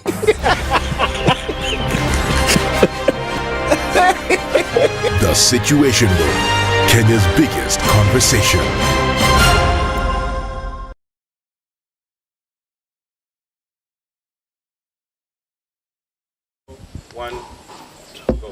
All right, looking at traffic situations in different parts of the country still. Coming off the Thika Superhighway, which is what we will see in terms of traffic on a normal basis every morning. Still heavy coming into the city. And we're looking at just that Pangani underpass nook that still has some traffic here and there. All right, we're also looking at it building up, coming out of Westlands, and that still continues. On the Kilifi side of things, there's not much traffic just over the creek, so that should be all right. Compared with what's going on in Westlands in Nairobi, totally different story. Wayakiwe had a bit of trouble this morning going out into the city, but that seems to have been taken care of. Let's take a look in about half an hour and see what happens then. SpiceFM KE on Twitter, as much as possible. Keep things moving this morning.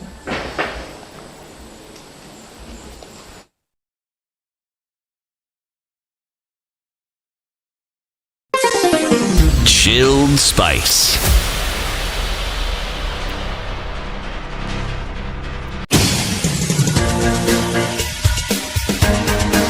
This is the Situation Room, the home of hard-hitting political commentary and penetrating insights about the state of the nation. This is a talk radio experience like no other. The Situation Room, a place for hard truths, debates, and elevated conversations. The Situation Room, witty, political, engaging, deep, controversial. In the room, we have C.T. Muga, researcher, academic, seasoned political observer, a fountain of wisdom in these politically uncertain times. Ndu Oko, Nigerian by birth, Kenyan by choice, communications expert, Pan-Africanist, a truth seeker and believer in people power, and Eric Latif, agent provocateur, the man in the chair, seasoned journalist, news hound, a man who believes in punching up, not down. This is the Situation Room in Kilifi, not just in Kilifi County, but in Kilifi Town. We've been here throughout this morning talking to the people who work in this facility, at this facility, what they do. We spoke about sickle cell anemia and the research being done around it. We've talked about epilepsy and mental health and the research being done about it. And what we heard from Sophie, Dr. Sophie, in the beginning, is that she came here during the long holiday from the Jomo Kenyatta University of Agriculture and Technology, and she started here.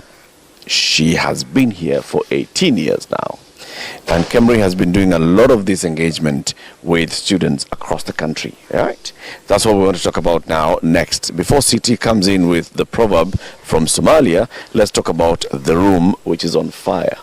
The room is on fire in terms of expertise that you can walk into the room and get, looking for the perfect candidate for that job opportunity that you have. The room basically has curated people, has trained people, and then presented them, having come through the fire, and said, you don't have to do all that work. Come in for the candidate that you want for this particular opportunity. Pick from the different people that you have available. We've done all the work, so you just come, select, and get somebody on board as quick as tomorrow. The best tech talent is available in the room. People who have basically, even if it's somebody who studied law or studied biochemistry and then decided, you know what, I'd like to understand some coding, some computer science, they can actually get this program in the room, and they get the jobs that Microsoft has come and established in Kenya, and they are looking for people who have this kind of expertise and knowledge. Same thing, Google, they are setting up their base in Kenya, and they're looking for people, and so salaries have gone up because of all these things. So go to the room and get yourself a job. City, the proverb? Yes, a living mouth does not give up talk. A living mouth does not give up talk. All right, so we talked about what KEMRI has been doing, which is an outreach program going to students in schools and universities and interesting them in science and particularly in research. This is a very, very big program, and now we have somebody who is a beneficiary of this program from very early on. Clement Nyero Mwagwabi is here. He's a biotechnology student at Jomo Kenyatta University of Agriculture and Technology. Clement, good morning. Good morning. Good to have you. Thank you. Karibu sana. Hapa ni Kilifi.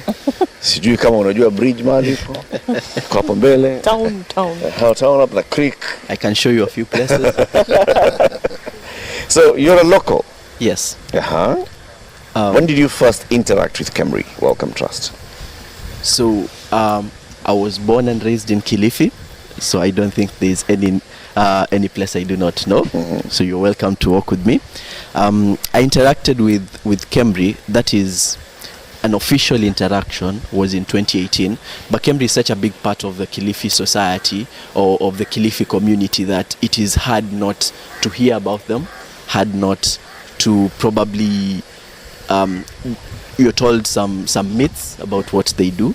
So that was that. But in 2018, after I was done with my campus, with my high school, there's a program that is called the School Leavers Attachment Scheme, which they advertise in February, and students are taken up from March, April, and May.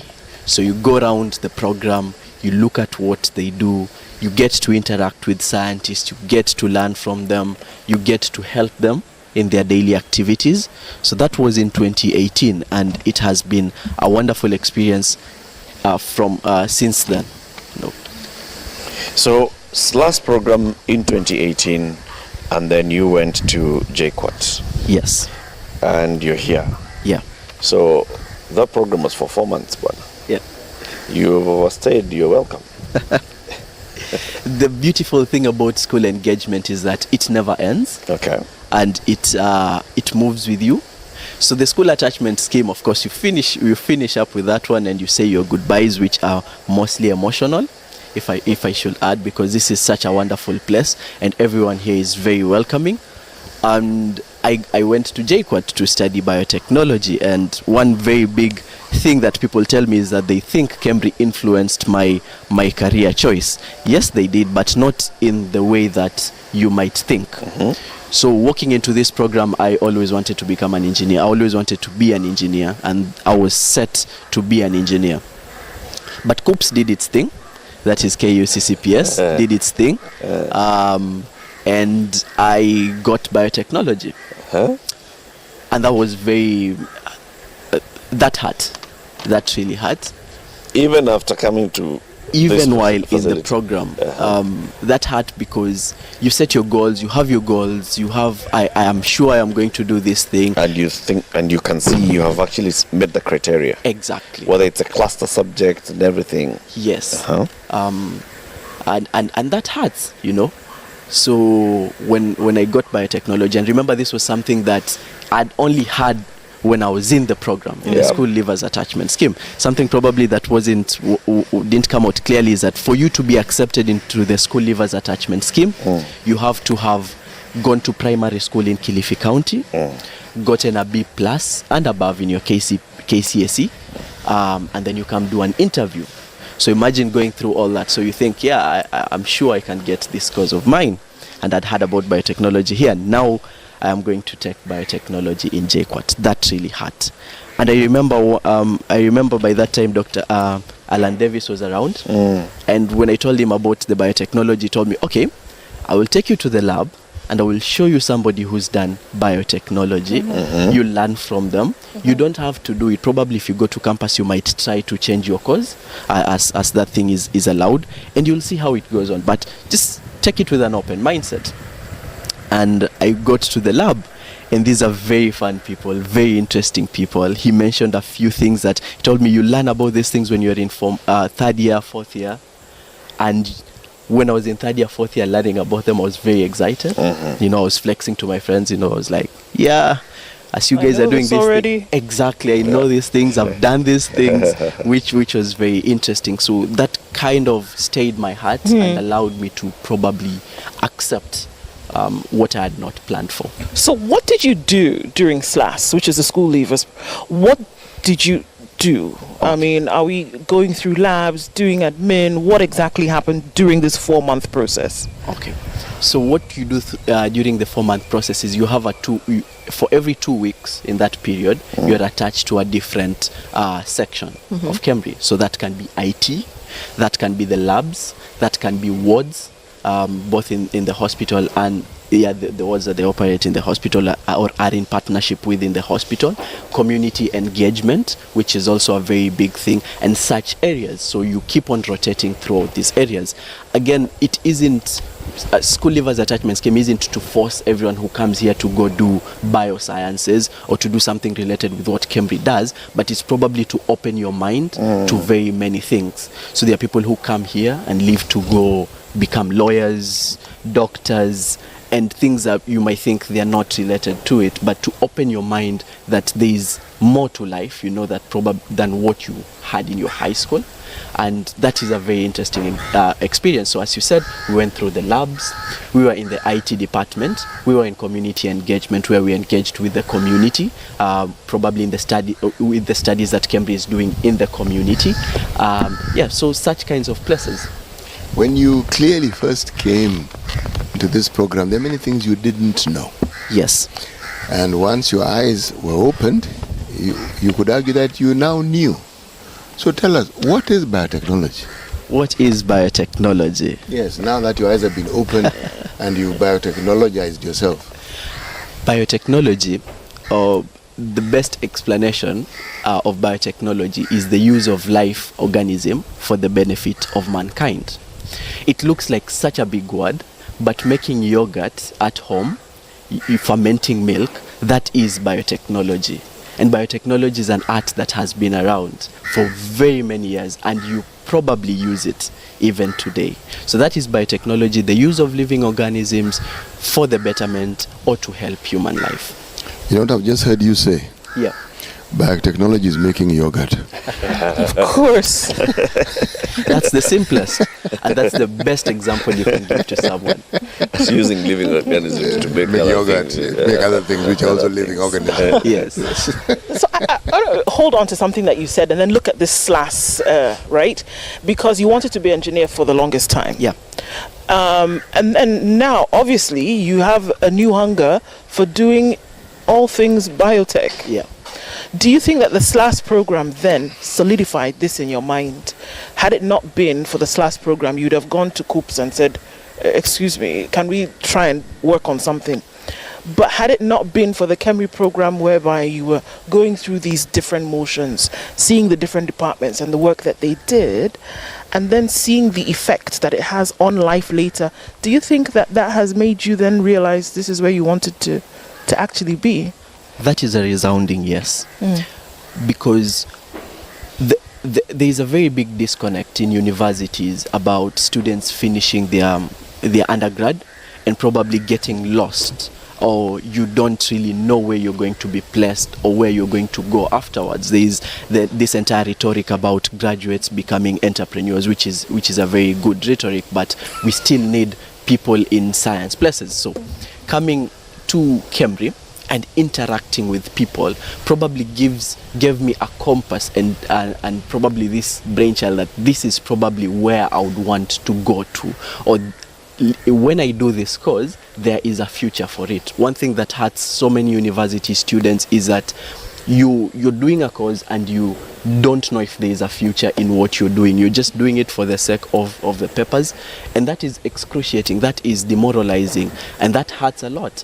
But being in this program and understanding and seeing people do things that affect a society and impact it positively gave me the hope to say, I want to do this thing, I want to pursue this thing, and I want to help this community that helped raise me.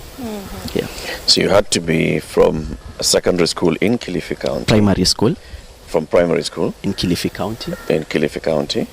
And then secondary. Any school. Any school. Yeah. Across the country. Yes. But you must get a B+ and above. Yes. How competitive was it when you applied to join? It's one of those days that I got really scared. The people that I came for the interview, for the open day with, were people I had grown up with. Were people who'd gone to national schools, people coming from Loreto, Limuru, people coming from Alliance High School, people coming from Mangu High School, and all of us are in this small room. I remember in our year we were approximately 70 students. And you do know that each and every person in this room has substance. Each and every person in this room deserves to be here. Not because of anything, but because they have worked hard to be in this place. And so that was one of the most competitive interviews I've ever been to. In my high school, we were 3 of us. And all of us were in the same stream. So you can imagine how interesting, I would say. Interesting will be the best word. How interesting that will be. So it was very competitive, and the number of students who come every year has increased. This year, we were told that they had 94 students. So 94 applicants or 94 applicants, and you have to choose 9 out of those applicants. Only 9 slots available. Only 9 slots are available each year. Are you allowed to apply again if you don't make it the first time? No, it's a one-time thing. One-time application. You just have to be off Next your year there are other leavers. That's true. Yeah. After that 1 year, you're no longer a leaver. You're no longer a high school leaver. Exactly. Because it's the school leavers that enter into this, right? Yes. So what are some things that you've learned that today, during this process, what are some things that you learned that today you will have as a skill, whether you work here in the future, wherever you work, that this program gave that to me? One thing that things that are outside science is that we were taken through a very vigorous training about life skills, first life skills, interaction with people, and that they were very big on that, how to interact with people, and things such as application for jobs, writing your CVs, interview skills, and those things that really help you, research skills. How do you hunt down for information? If you've seen something online, how do you go then and read more about it, and how can you engage with the community, which is very interesting because every day there are emerging issues, GMOs, the ones that we hear on the news every day, and probably not everyone can interact with them. Yeah. So the onus is probably on us to direct them, tell them, okay, this that you've had is wrong, and this is right, and probably you can think about it in this way, you see. So those are some of those skills. This clearly, if I may, this is my expression, earth-shaking, earth-moving experience. Yeah. How has this helped you at university? At university? Yeah. That's a very nice question. I would say having a relationship with scientists, from KEMRI. So I remember I was doing my 4th year project, and I was writing my proposal, and I needed to do a lot of research, where you cite papers, and you'd know that citing papers is very expensive because some of them are behind paywalls, and I am an undergrad student, so I do not have the resources for that, and JQuat didn't give us those resources. Yeah. So one very big thing is that I called somebody and I told them, I have this problem, how do you think you can help me, or how do you think I'll go about it? And he said, okay, I can access the papers for you, so you just give me the titles and I will help you. So that is just an example of how this has been very helpful for me. The other thing would be, during my campus years, COVID came along in the middle of it. Knowing scientists, knowing people who probably are on the ground or know more about it than me, could allow me to refer, because there were so many myths in the society. This about COVID, this will cure COVID. So asking somebody probably gives you that sort of relief, but that is on a more personal side, if I may say. Well, people are actually calling you from your village and your home. Wewe ni mtu wa KEMRI wewe, tuambie hii COVID hii vipi? People do now, and you tell them about biotechnology, and asema ni mtu wa lab. So you see the calls will be so many, I'm telling people, I'm an undergrad, that I'm also looking for information just as you. But people have put, people trust that what you give them will be legit. And you have to work to look for that information, You just can't take everything that is said and push it back to the community, which will bring a lot of fear in the community. Sure. It also gave you an opportunity to go outside the country for more training. What was that about, and that kind of exposure that you got, how then did it impact your experience later? Talking about KEMRI and what it has helped me see directly is such opportunities. So every year in London, there's a London International Youth Science Forum. It is held for 2 weeks, the last week of July and the first week of August. It gets students from all around the world who are interested in science, every part of science. And so KEMRI allowed me to go.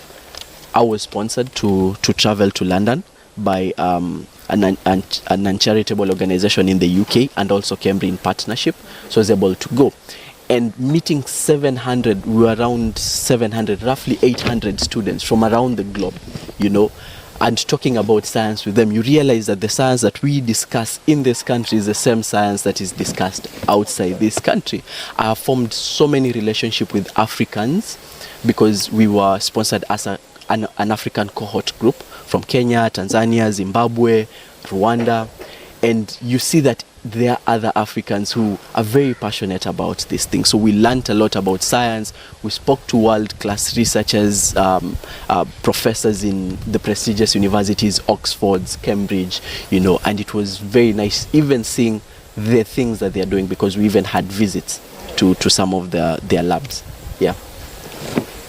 When you think about the exposure that you've gotten, and you look at what it is that you learned from that exposure, okay? This is a 3-part question. Okay. I began with a statement. Yes. Okay? Question. You mentioned myths and misconceptions that the community have about KEMRI. Yeah. Okay? Yeah. Now that you came from that community, you've been here, you've gone abroad. What would you say would be a good way of looking into how you can demystify some of these myths? How it is you can actually get people to understand what KEMRI is all about, beyond just understanding the benefits that the community derives from the institution. So we'll start with the first part of the question, which is about the myths. Yes. That the society has about KEMRI, and probably give you one that is very common, is that KEMRI deals a lot with malaria research, and so there was this myth in the society that because KEMRI is around, then mosquitoes cannot fully be eradicated, because when they eradicate mosquitoes, where are they going to go? So it is their job, So we are still suffering from malaria because the program is running. That is one big myth. Okay. Yeah, the society is very interesting. Not just interesting, introspective. Yes. Because that conclusion is not a wrong conclusion. Exactly. It's very sound reasoning. Exactly. Yes. Exactly. That is very true, and that is also something we came and asked. So I was giving you the part of the myths and the myths that the community have. You asked about going abroad and probably how that will help in impacting the society. Personally, just before going abroad, being in this society, and being able to explain to these people and saying, "Oh, this was one of us," he was here with us and now he can talk to us about these things, is very important, because you're not a new figure, you're not a new person from elsewhere. The community sometimes can see somebody is from another part of the country, and see he doesn't know what we deal with day in, day out, but this is a kid who grew up here, and so when he tells us things, we can engage him. Going abroad gave me a global perspective about research, And one thing it did for me is that it allowed me to not shy off from engaging with anyone around the world, And coming back to the community, I can tell them that there is so much more that KEMRI can do apart from the mosquito research that you say, because the idea is that when we do away with malaria, they will up and leave. But there is so much more that KEMRI is doing. You guys have heard about epilepsy, which is something that is with us. Tail end of my question. Yeah. Brief one. Yeah. Came back, you can be listened to by the people you worked with who gave you the exposure. Have you ever heard of something called agnotology? Agnotology? No, you probably haven't. Not many people have. Yeah. But if myths are brought about by ignorance, agnotology is the study of ignorance. Yeah. Okay? Yes, there is a study. Perhaps you could recommend that they consider having a little branch that actually studies ignorance. So you look at it as a subject, so you understand it better. What would you think will be the best approach? To study the ignorance or to treat it by engaging and teaching the community? How do you treat something you don't understand and you haven't studied? That's a catch-22. I see where you're coming from. That's a catch-22. Yes. And it balances. I would think probably it balances. You can study it, and also allowing opportunities for more people to study. You said that you cannot teach them because they do not understand. I'm actually being facetious, because the truth is, KEMRI actually has a department that understands this very well. Yeah. The community engagement department and the way they function, because they've spoken to us, they actually do. And they've spent a lot of time simply understanding, not only understanding, but also mitigating. Yeah. The ignorance of the society. Oh, yes, they have. And their own ignorance, because ignorance is a two-way street. Yes. True. The research scientists and their ignorance, the community. And its ignorance. Yes, and its ignorance. Yes. Getting to understand one another. Yes. Clement, thank you very much for sharing your journey with us. Thank you. And we wish you all the best. Thank you. As you continue the education, as you continue engaging with KEMRI, or wherever else you'll be making yogurt in the future. In the biotechnological way.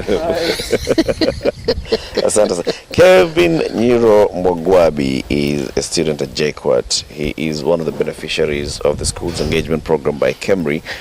He came here after high school, spent some time, went to university, as fate would have it, he went and studied biotechnology and not the engineering that he had always wanted to do. Now here he is, a very happy man. He has no mobile with Coops. In fact, says thank you to Coops. Yeah, Coops. Actually, Mamjui. Thank you very much. Keep it here. In the next half hour, we'll be talking to two members of the community. One of them is a member of the KEMRI Community Representative Group, which is working very well in the community, and the other one is a public health officer.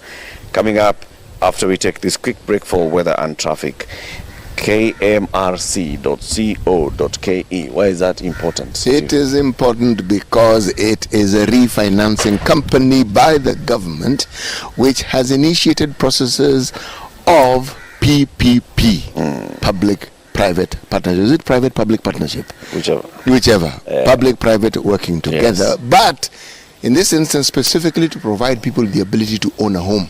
So that when you are paying rent, you're not just paying rent ad infinitum, you are actually buying a house as you pay for your rent.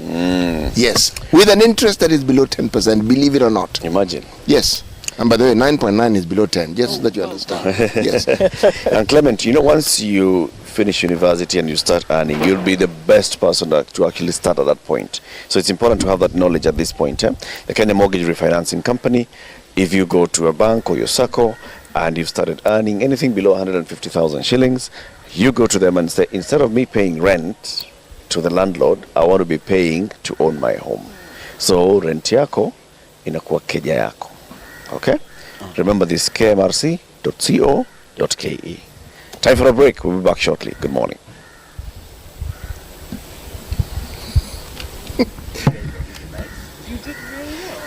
No, you did excellently. In fact, think of a career in the media. This is the Situation Room, the only way to start your day.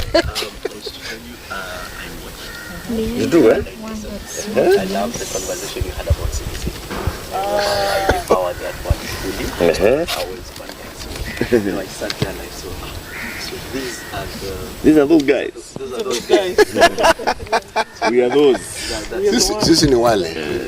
So if you ever forget that your work is very important, take this as a reminder. Yes, Clement. Moja mbili, tunajaribu mic 1 2 1 2 1 2 1 2.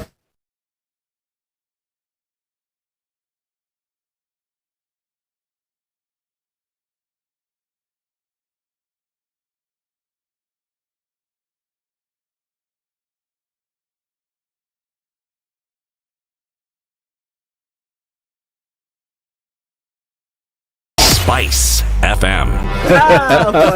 It's getting hot in here. Oh, everybody steals. It's better a thief who brings something small back. And I say to myself, there's no better thief. A thief is a thief, period.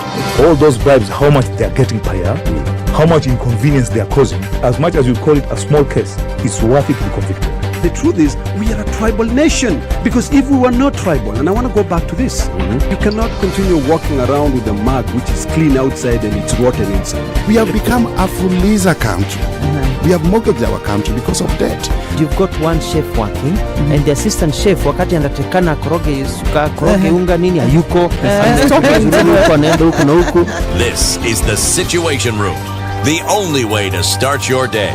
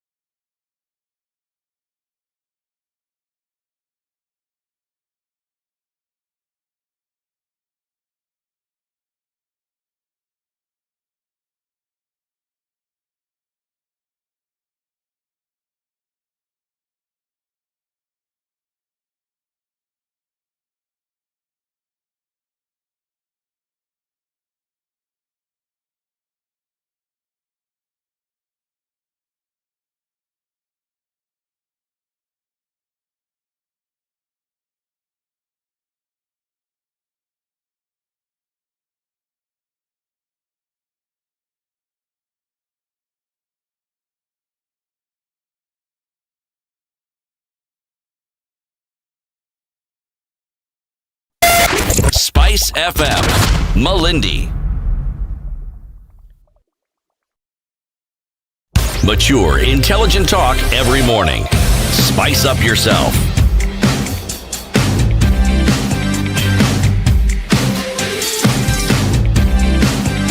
Mornings done right.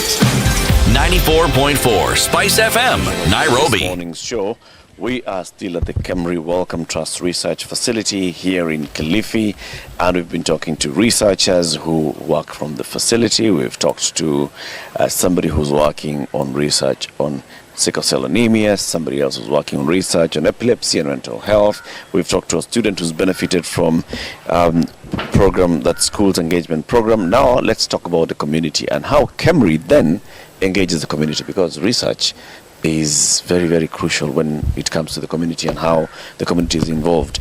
We've got two guests joining us for this half hour. Kazungu Jacob Kapombe is a public health officer in Kilifi County, and Zainab Rajab is a KEMRI community representative. KEMRI's work and impact in the community. Kazungu and Zainab, karibuni sana, and thank you for joining us. Asante. Thank you so much. It's good to have you. Read them to me. Yes. Uko salama? Uko salama kabisa. You're a public health officer. Yeah. And you are, of course, then involved in what KEMRI does with the community. Are you employed by the county government? Yeah, I'm employed by the county government. Okay, where are you based? I'm based at the Kilifi County Referral Hospital. Mm-hmm. And when KEMRI is engaging with the community, what do you do on a daily basis as a public health officer? What is the job of a public health officer? Yeah, actually, the job of a public health officer is major prevention and control of diseases at the community level. So we normally engage the community on doing activities like health action days, giving health talks to the community, also inspection of the premises so that to ensure that they are fit, that do not cause any harm in terms of health. We also do disease surveillance and control and also response, so that in case there is an outbreak, we normally take up the initiative and respond to it to make sure that we prevent and also control that outbreak. Nyinyi ndio wale mnatembea kwenye vijiji, and every butcher, every restaurant knows public health amekuja. These are the ones. These are the ones. So if they pointed a piece of meat and say inyama mbaya, that's it. Hii butcher yako hii wapi maji? Kusha. Where are the white tiles? Mbona hujavaa white dust coat? Wapi gumboot? Wapi bas? Yes. Ensure that of course the health standards are met. Yeah, are met. And going to the markets as well and making sure the health standards are met. So there is that part, of course, of inspection and compliance. How about engagement with people, just for people to know how to prevent diseases? Yeah, we normally engage them, especially at the community level.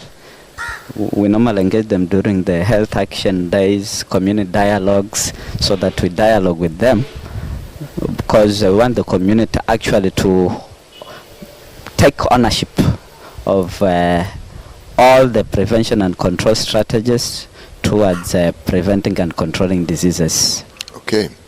You as a public health officer, other public health officers, you all nestled at the county referral hospital.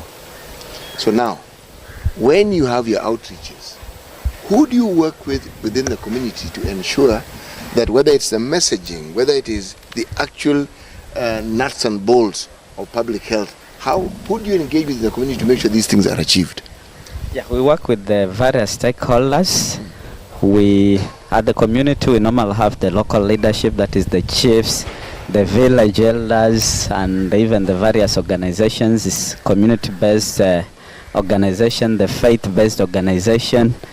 And we normally work with all stakeholders who are available at the community, and even research institutions. We normally engage them so that we ensure that actually the community has the right messages for them to be able to take up the initiative of preventing and controlling diseases.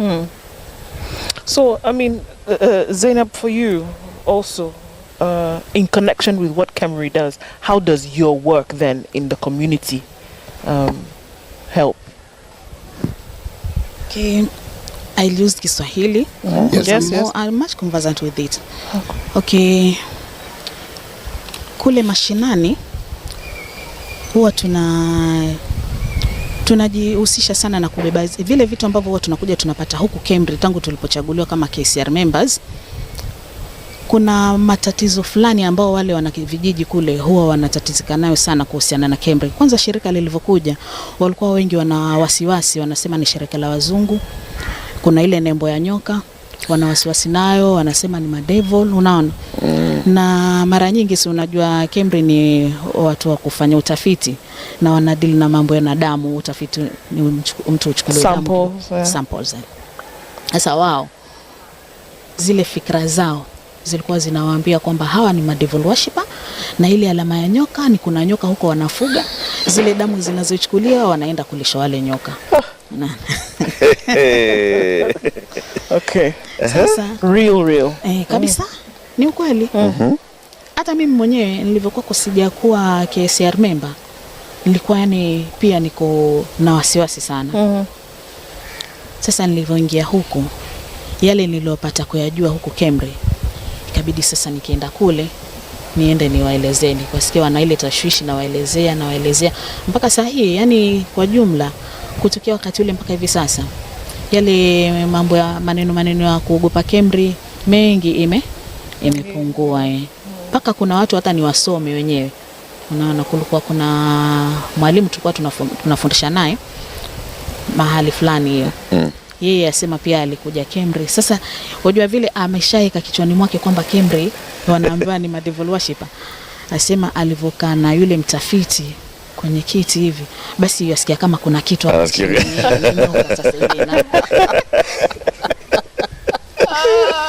Hayuko comfortable kabisa, nasikia tu kitu inamsumbua chini hivi. Yani asema natamani amalize hizo counseling zake niondoke mimi niende zangu. Asema mpaka yule mtafiti mwenyewe kisha alikuwa na wasiwasi kuniuliza, "Madam uko sawa?" Niko sawa, sema yajikaza. Mpaka alipomaliza alishukuru Mungu, alhamdulillah. Huyo akatoka kaenda zake.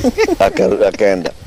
Sasa naona ni kazi kubwa ama kazi nzuri ambayo tunafanya ili ya kwenda kuwaelezea ile hali halisi, na sisi ni wana vijiji wenzao tuko nao kule wanatuamini zaidi kuliko watu walikuwa mtu aje tu akwambia anatoka KEMRI hamjui ati aje kumwambia ati sijui nataka kufanya utafiti sijui na hawezi kumkubalia kirahisi. Lakini sasa ile kazi ambayo tunafanya sisi inakuwa rahisi wao kutuelewa sisi kuliko kuja mtu ambaye hawamjui. You know, the KEMRI community representatives are actually elected at community level by members of the community to work with KEMRI and community in the research work that they do, which is a lot of engagement. Sasa Zainab, we'll take us through the journey of first, when KEMRI first came to your community, wakasema, we'd like you to elect some people so that we can be engaging with them. Mara ya kwanza, community ilisikiaje? Sasa mnataka tutoe watu waende mkafanya nini kafara huko? Tunawajua nini? Ndio, ilikuwa hivyo. Ni kazi kubwa na ilikuwa kazi ngumu, lakini ilibidi yani tuwa convince ile kwamba acheni, mimi mwenyewe pia si ni mmoja katika wanakijiji, mimi ni mmoja wenu. Acheni niende, nichague, niende kule, nikaone ama nisikie, nijue kuna vitu gani vinaendelea kule. Kuliko kwamba tuko huku hatujui, sisi tukiona gari ya KEMRI yapita pale watu wakimbia, kuna nembo ya nyoka, wale ni madevil, unaona. Yani watu walikuwa wakienda kufanya research, watu wengine wanawafukuza na mapanga. Wengine mabwana paka wanateta na mabibi zao. Sitaki kuona watu wa KEMRI hapa, unaona. Sasa kulikuwa na shida hiyo ya mpaka watu kukubali kwamba mchaguane, lakini sasa ikabidi, hakuna neno, ni watu ambao wamekuja nafanya kazi na sisi katika jamii, kwa hivyo afadhali mnichague niende nikaone kule na tukachaguana. Ni kuna nini wewe kwa maoni yako ilifanyika ikaanza huo msafara wa kubadilisha mawazo? Kwa sababu ukiona wenyeji wana maoni fulani, kuna sababu. Tuanze hapo. Sababu ilikuwa ni nini? Ni nini ambao walikuwa naona, hawajui, hawajaona, hawajaelewa? Ni nini? Sawa.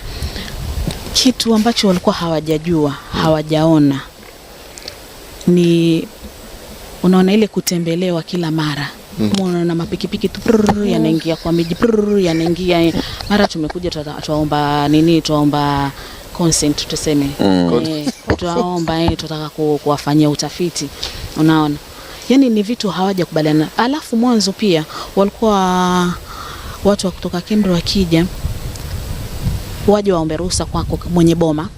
Ukikubali ndio ufanyiwe utafiti, ama mtoto afanyiwe utafiti, ama unapewa fare, kwa sababu wale kule vijijini shida nyingine, mtu atakwambia hata fare sina ya kuja huko hospitalini. Atakuja mwenye atakuja, lakini kama umemuita atakwambia hata fare sina. Atapewa fare, anakuja mtoto yuachukuliwa zile sample, alafu atapewa fare nyingine ya kurudia. Sasa walikuwa wanaona mambo ambayo hawayaelewi, hawajawahi kuyaona. Hawajawahi kupewa ati vitu vya bure kama net hivi. Nendeni mjifinike net. Net wanajua wanauziwa madukani, lakini wakawa wanapatiwa net. Unaona, wanashughulikiwa mtoto akiwa mgonjwa. Mtu aweza kuja naye hapa hospitalini, kuna ile wadwani ile pale. Wanaikuwa pale. Lakini sasa yale matibabu walikuwa wakiyapata pale, kwa sababu kama mfano wakati ule kulikuwa kuna hii homa ya kufitika. Ilikuwa kwa watoto wanashikwa sana na hiyo homa. Lakini sasa ilienda mpaka wakao wenye pia kidogo wanakubali KEMRI, kwa sababu walikuwa wakijana hawa watoto wakichukuliwa kule ile wadwan, wanakuta mtoto anaenda, alafu kitu ilikuwa tashishioni, ile mtoto anakunjwa, anachukua maji mgongoni, lakini hayo ndio matibabu. Lakini akitoka pale mtoto yuko sawa. Ilienda mpaka wakaingia ile imani ya kwamba basi tuko na watu wakaona hawa wanatibu watoto. Lakini sasa wewe kama KCR ukirudi kwenye pale kijijini, wewe ndio unazungumza mambo ya KEMRI. Ndio. Wanajua Zaina tulikutuma huko, umeenda, wewe umerudi, sasa umeanza kuzungumza kama watu. Nini ulifanya ndio wakuamini wewe mwenyewe ya kwamba haujaingia kwenye hiyo mambo ya madevo? Yes, ile mambo ya kujihusisha na nyoka. Yes. Tuko na hiyo challenge kweli. Manake utaenda pia utaambia wewe ni kama wao, nyote ni gora moja nyinyi. Unaona. Lakini inabidi sasa uwe mnyenyekevu na utumie kila njia ya kuwafanya wakuamini. Kitu muhimu ni ile kwamba pia wewe ni mmoja wao ile jamii, na bado uendelee kuwa ni wao. Usijibadilishe ati kwa sababu wewe ni KCR member. Uwe kama vile wao. Kama ni utafiti, kama ni kitu gani, uwe wa kwanza wewe kujitolea. Unaona, kama ni hizo net zikiganywa, wewe ujifinike, useme net. Wao manake walikuwa wanaogopa, wasema net zaongea usiku. Hawastaki. Zilirudishwa kwa chief net. Net zafanya nini? Zaongea. Wow. I see. Net zinaongea usiku. Kwa hivyo watu wengi waliamka na kufungua net na kuzirudisha kwa chief. Tiara. Inabidi wewe ndio uwe wa kwanza kujifunika ile net. Na uwathibitishie kwamba haiongei hii net. Unaona? Kama ni kutolewa hizo sample, uwe wa kwanza wewe kujitolea. Unaona? Utumie ile njia ambao wajua itawavuta karibu na wakukubalie. Na Jacob naye anawasaidia vipi? Sasa watu kama public health officer akija hapo, huyu anajulikana kabisa, huyu ni daktari huyu. Tena mkubwa wa serikali. Huyu ndio anafunga buchari na soko na nini hapa. Alafu anasema mkono huyu. Huyu anasaidia kwa njia moja ama nyingine, kwa sababu kwanza ni mtu ambaye yatokana katika ile jamii. Unaona? Alafu na kazi yake sasa anaingiliana na watu wa KEMRI. Wote ni watu wa afya. Unaona? Sasa yeye akienda akiongea nao yale anayoyajua kuhusiana na KEMRI, ni rahisi sana kumuelewa ama kumwamini. Jacob, I have to ask this question. In the time that you've worked at the referral hospital, if on a scale of, let's not make it 10, people use a scale of 1 to 10, 10 ni nyingi sana, 1 to 5, and you look at the relationship that the public hospital has with KEMRI Wellcome Trust Research Facility, what are some of the benefits that you say the referral hospitals have gained from that relationship? Yeah, KEMRI has really assisted us a lot in very many ways. First of all, in the activities that KEMRI does, that is as involved in research, it has really assisted us in coming up with better ways of prevention of diseases, controlling, and also even treatment of diseases. If I can mention a few, Like already now there are researches that are going on. For example, we have the sickle cell research that is currently going on. In fact, on a personal perspective, that research has really helped me a lot because I have my brother, almost all his children are sicklers. And before they were enrolled in this research, actually they really had a lot of problems. Some even schooling was a problem to them. But since they were enrolled in this research and with the help they have been getting from KEMRI, currently they are going on well without any problems. So Kazungu, from your point, yes. I mean, looking at what Zainabu is doing, talking about going into the community, talking to people, trying to break down some of these beliefs. So yours is spreading awareness then about some of these diseases, giving the information. Do you find that because more or less you're working together, even if you're not together, do you find that people now are starting to understand, to accept that these are something that we need to, come out and talk about? Yeah, people are currently opening up, in fact, and coming out, and especially accepting KEMRI and its activities, unlike what was there previously. Because now we have, due to the enlightenment, we have had people accepting and in fact seeing the benefits of KEMRI and its work at the community level. Yeah. One of the things that sometimes is difficult to do actually is to quantify benefit. And I'm looking at it from the perspective of not just the hospital, but because this hospital exists to serve the community. In the time that you've been here, would you say that the public also shares your view that this particular institution and the activities that they're involved in has actually helped them over time? Would you say that the community, because you are a public health officer and you talk to public health officers, interact with citizens more than other health practitioners? Yes. Yeah, very true. We have had very success stories about KEMRI. We have had very many people talking good about KEMRI with its activities. Tasikia mama the community telling you that mtoto wangu alikuwa na shida hii, but since toka chukuliwe na KEMRI, hizo shida zote zimeisha. We have been having those stories at the community. Yeah. That's really very good. Now, I want to ask about the referral hospital. When you hear the term referral hospital, what does that mean? Why is it a referral hospital and not just a hospital? Because previously it was a district hospital. Yeah, previously it was a district hospital. Currently, under the devolution leadership in Kenya, that's why now it was elevated to a county hospital, being the biggest hospital within Kilifi County. It was elevated to be a county referral hospital, whereby most of the, in fact, high-level activities within the Department of Health normally take place at the county referral hospital. So, in terms of levels, we are told there's level. Where does it begin? There's no. Yeah, it begins with the level 1. Community. Level 1. Which is the community. Community, and then. Yeah. And then we have level 2, that is the dispensaries, and then level 3 health centers. Level 4 now we have the sub-county hospitals, and then level 5 we have the county referral hospitals. That's level 5. Yeah, and then 6 is going like Kenyatta. The national. The national. Yeah, 6 is like the national Kenyatta Moi Teaching and Referral Hospital. 7. There's no 7. The last You want a 7? Yes. Surely. You want to clear the 7th one. If we can have 6, we can have 7. Right. 7, would you say? Yes. Zainab, I want to come to you. There is, of course, when we talk about research and the community, the first thing that you said is people were not used to getting money in bus fare. Ndio hospitalini. Haya, tunafanya utafiti. Shika pesa kidogo ni tunafanya utafiti. Has it changed the people's mindset, even with regards to the relationship between KEMRI and the community, in terms of wakiona pikipiki, mafanya utafiti, njoo, uningapi? Niko iko na damu. Ama hii bwana ni kidogo jamani. Hata niko na watu. Yes, tu wajua kuna COVID na kuna inflation jamani, sasa hii haifai tena. Yenyewe ilikuwa sikulipwa, ili kupewa ile pesa ilikuwa sikulipwa. Ilikuwa ni fair ya, unajua sio walikuwa wanafanya utafiti. Yes. Sasa wale wenye kufanywa utafiti wengi wako huko vijijini mashinani huko. Hasa kutoka huko mpaka huko wengine wanapata ni mbali. Unaweza pata kama mtu kutoka Chumani, Masangoni, Tezo, unaona.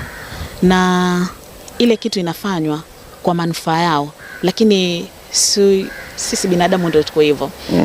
Yani mpaka mtu sangine ile ufanye ile kumbembeleza ama ushuke chini, yani we level yake, unaona. Sasa ukimwambia tu njoo hospitali, ati pengine yuko na mtoto, pengine mtoto hata ana matatizo hajisikii vizuri, lakini umemwambia wewe njoo hospitali, atakwambia sina fare. Sasa ilikuwa ni kama njia moja pia ya kwamba wasikute, yani ni kama tunashurutishwa ama tunalazimishwa kitu ambacho hatuwezi. Unaona, mtu anaomba mwenyewe ruhusa ya kufanya utafiti, anakubali, lakini fare ndio tatizo. Hiyo fare anapatiwa, aje afanywe nini utafiti, akimaliza anapewa fare yake ya kurudia nyumbani. Lakini unaona imeenda mpaka wao wenyewe wameona ile kazi ambayo inafanywa na KEMRI ni nzuri na ni ya manufaa pia kwao. Sasa hii hata hakuna ati hao mambo ya kwamba ati mpaka mtu apewe fare ndio aje. Mtu anakuja tu mwenyewe. Okay. Zainab, thank you very much for speaking to us today. Welcome. Zainab is KCR, KEMRI Community Representative. Working from which community? Sokoni ward. Sokoni ward. Najua Sokoni ward. Sasa leo nimejua. Huyo ndio afisa wa Sokoni huyo. Kazungu Jacob Kapombe. Maybe I would like to correct my name. It's Kaingu, not Kazungu. Kaingu? Yeah, Kaingu Jacob Kapombe. Pole bana, lakini asante sana. Jacob, asante sana for joining us, Jacob and Zainab Rajab. Asanteni sana also for watching the Kenya's biggest conversation from Kilifi, from KEMRI Welcome Trust today, where we've been. Enjoy the rest of the viewing and watching and listening through the programming on SpiceFM. We'll be back tomorrow morning. We'll tell you from where when we see you next.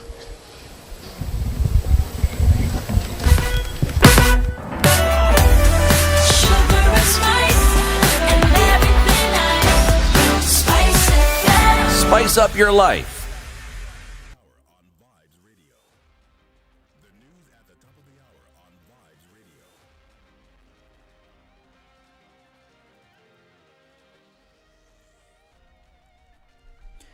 Good morning, this is Newswire. I'm Dennis Aseto.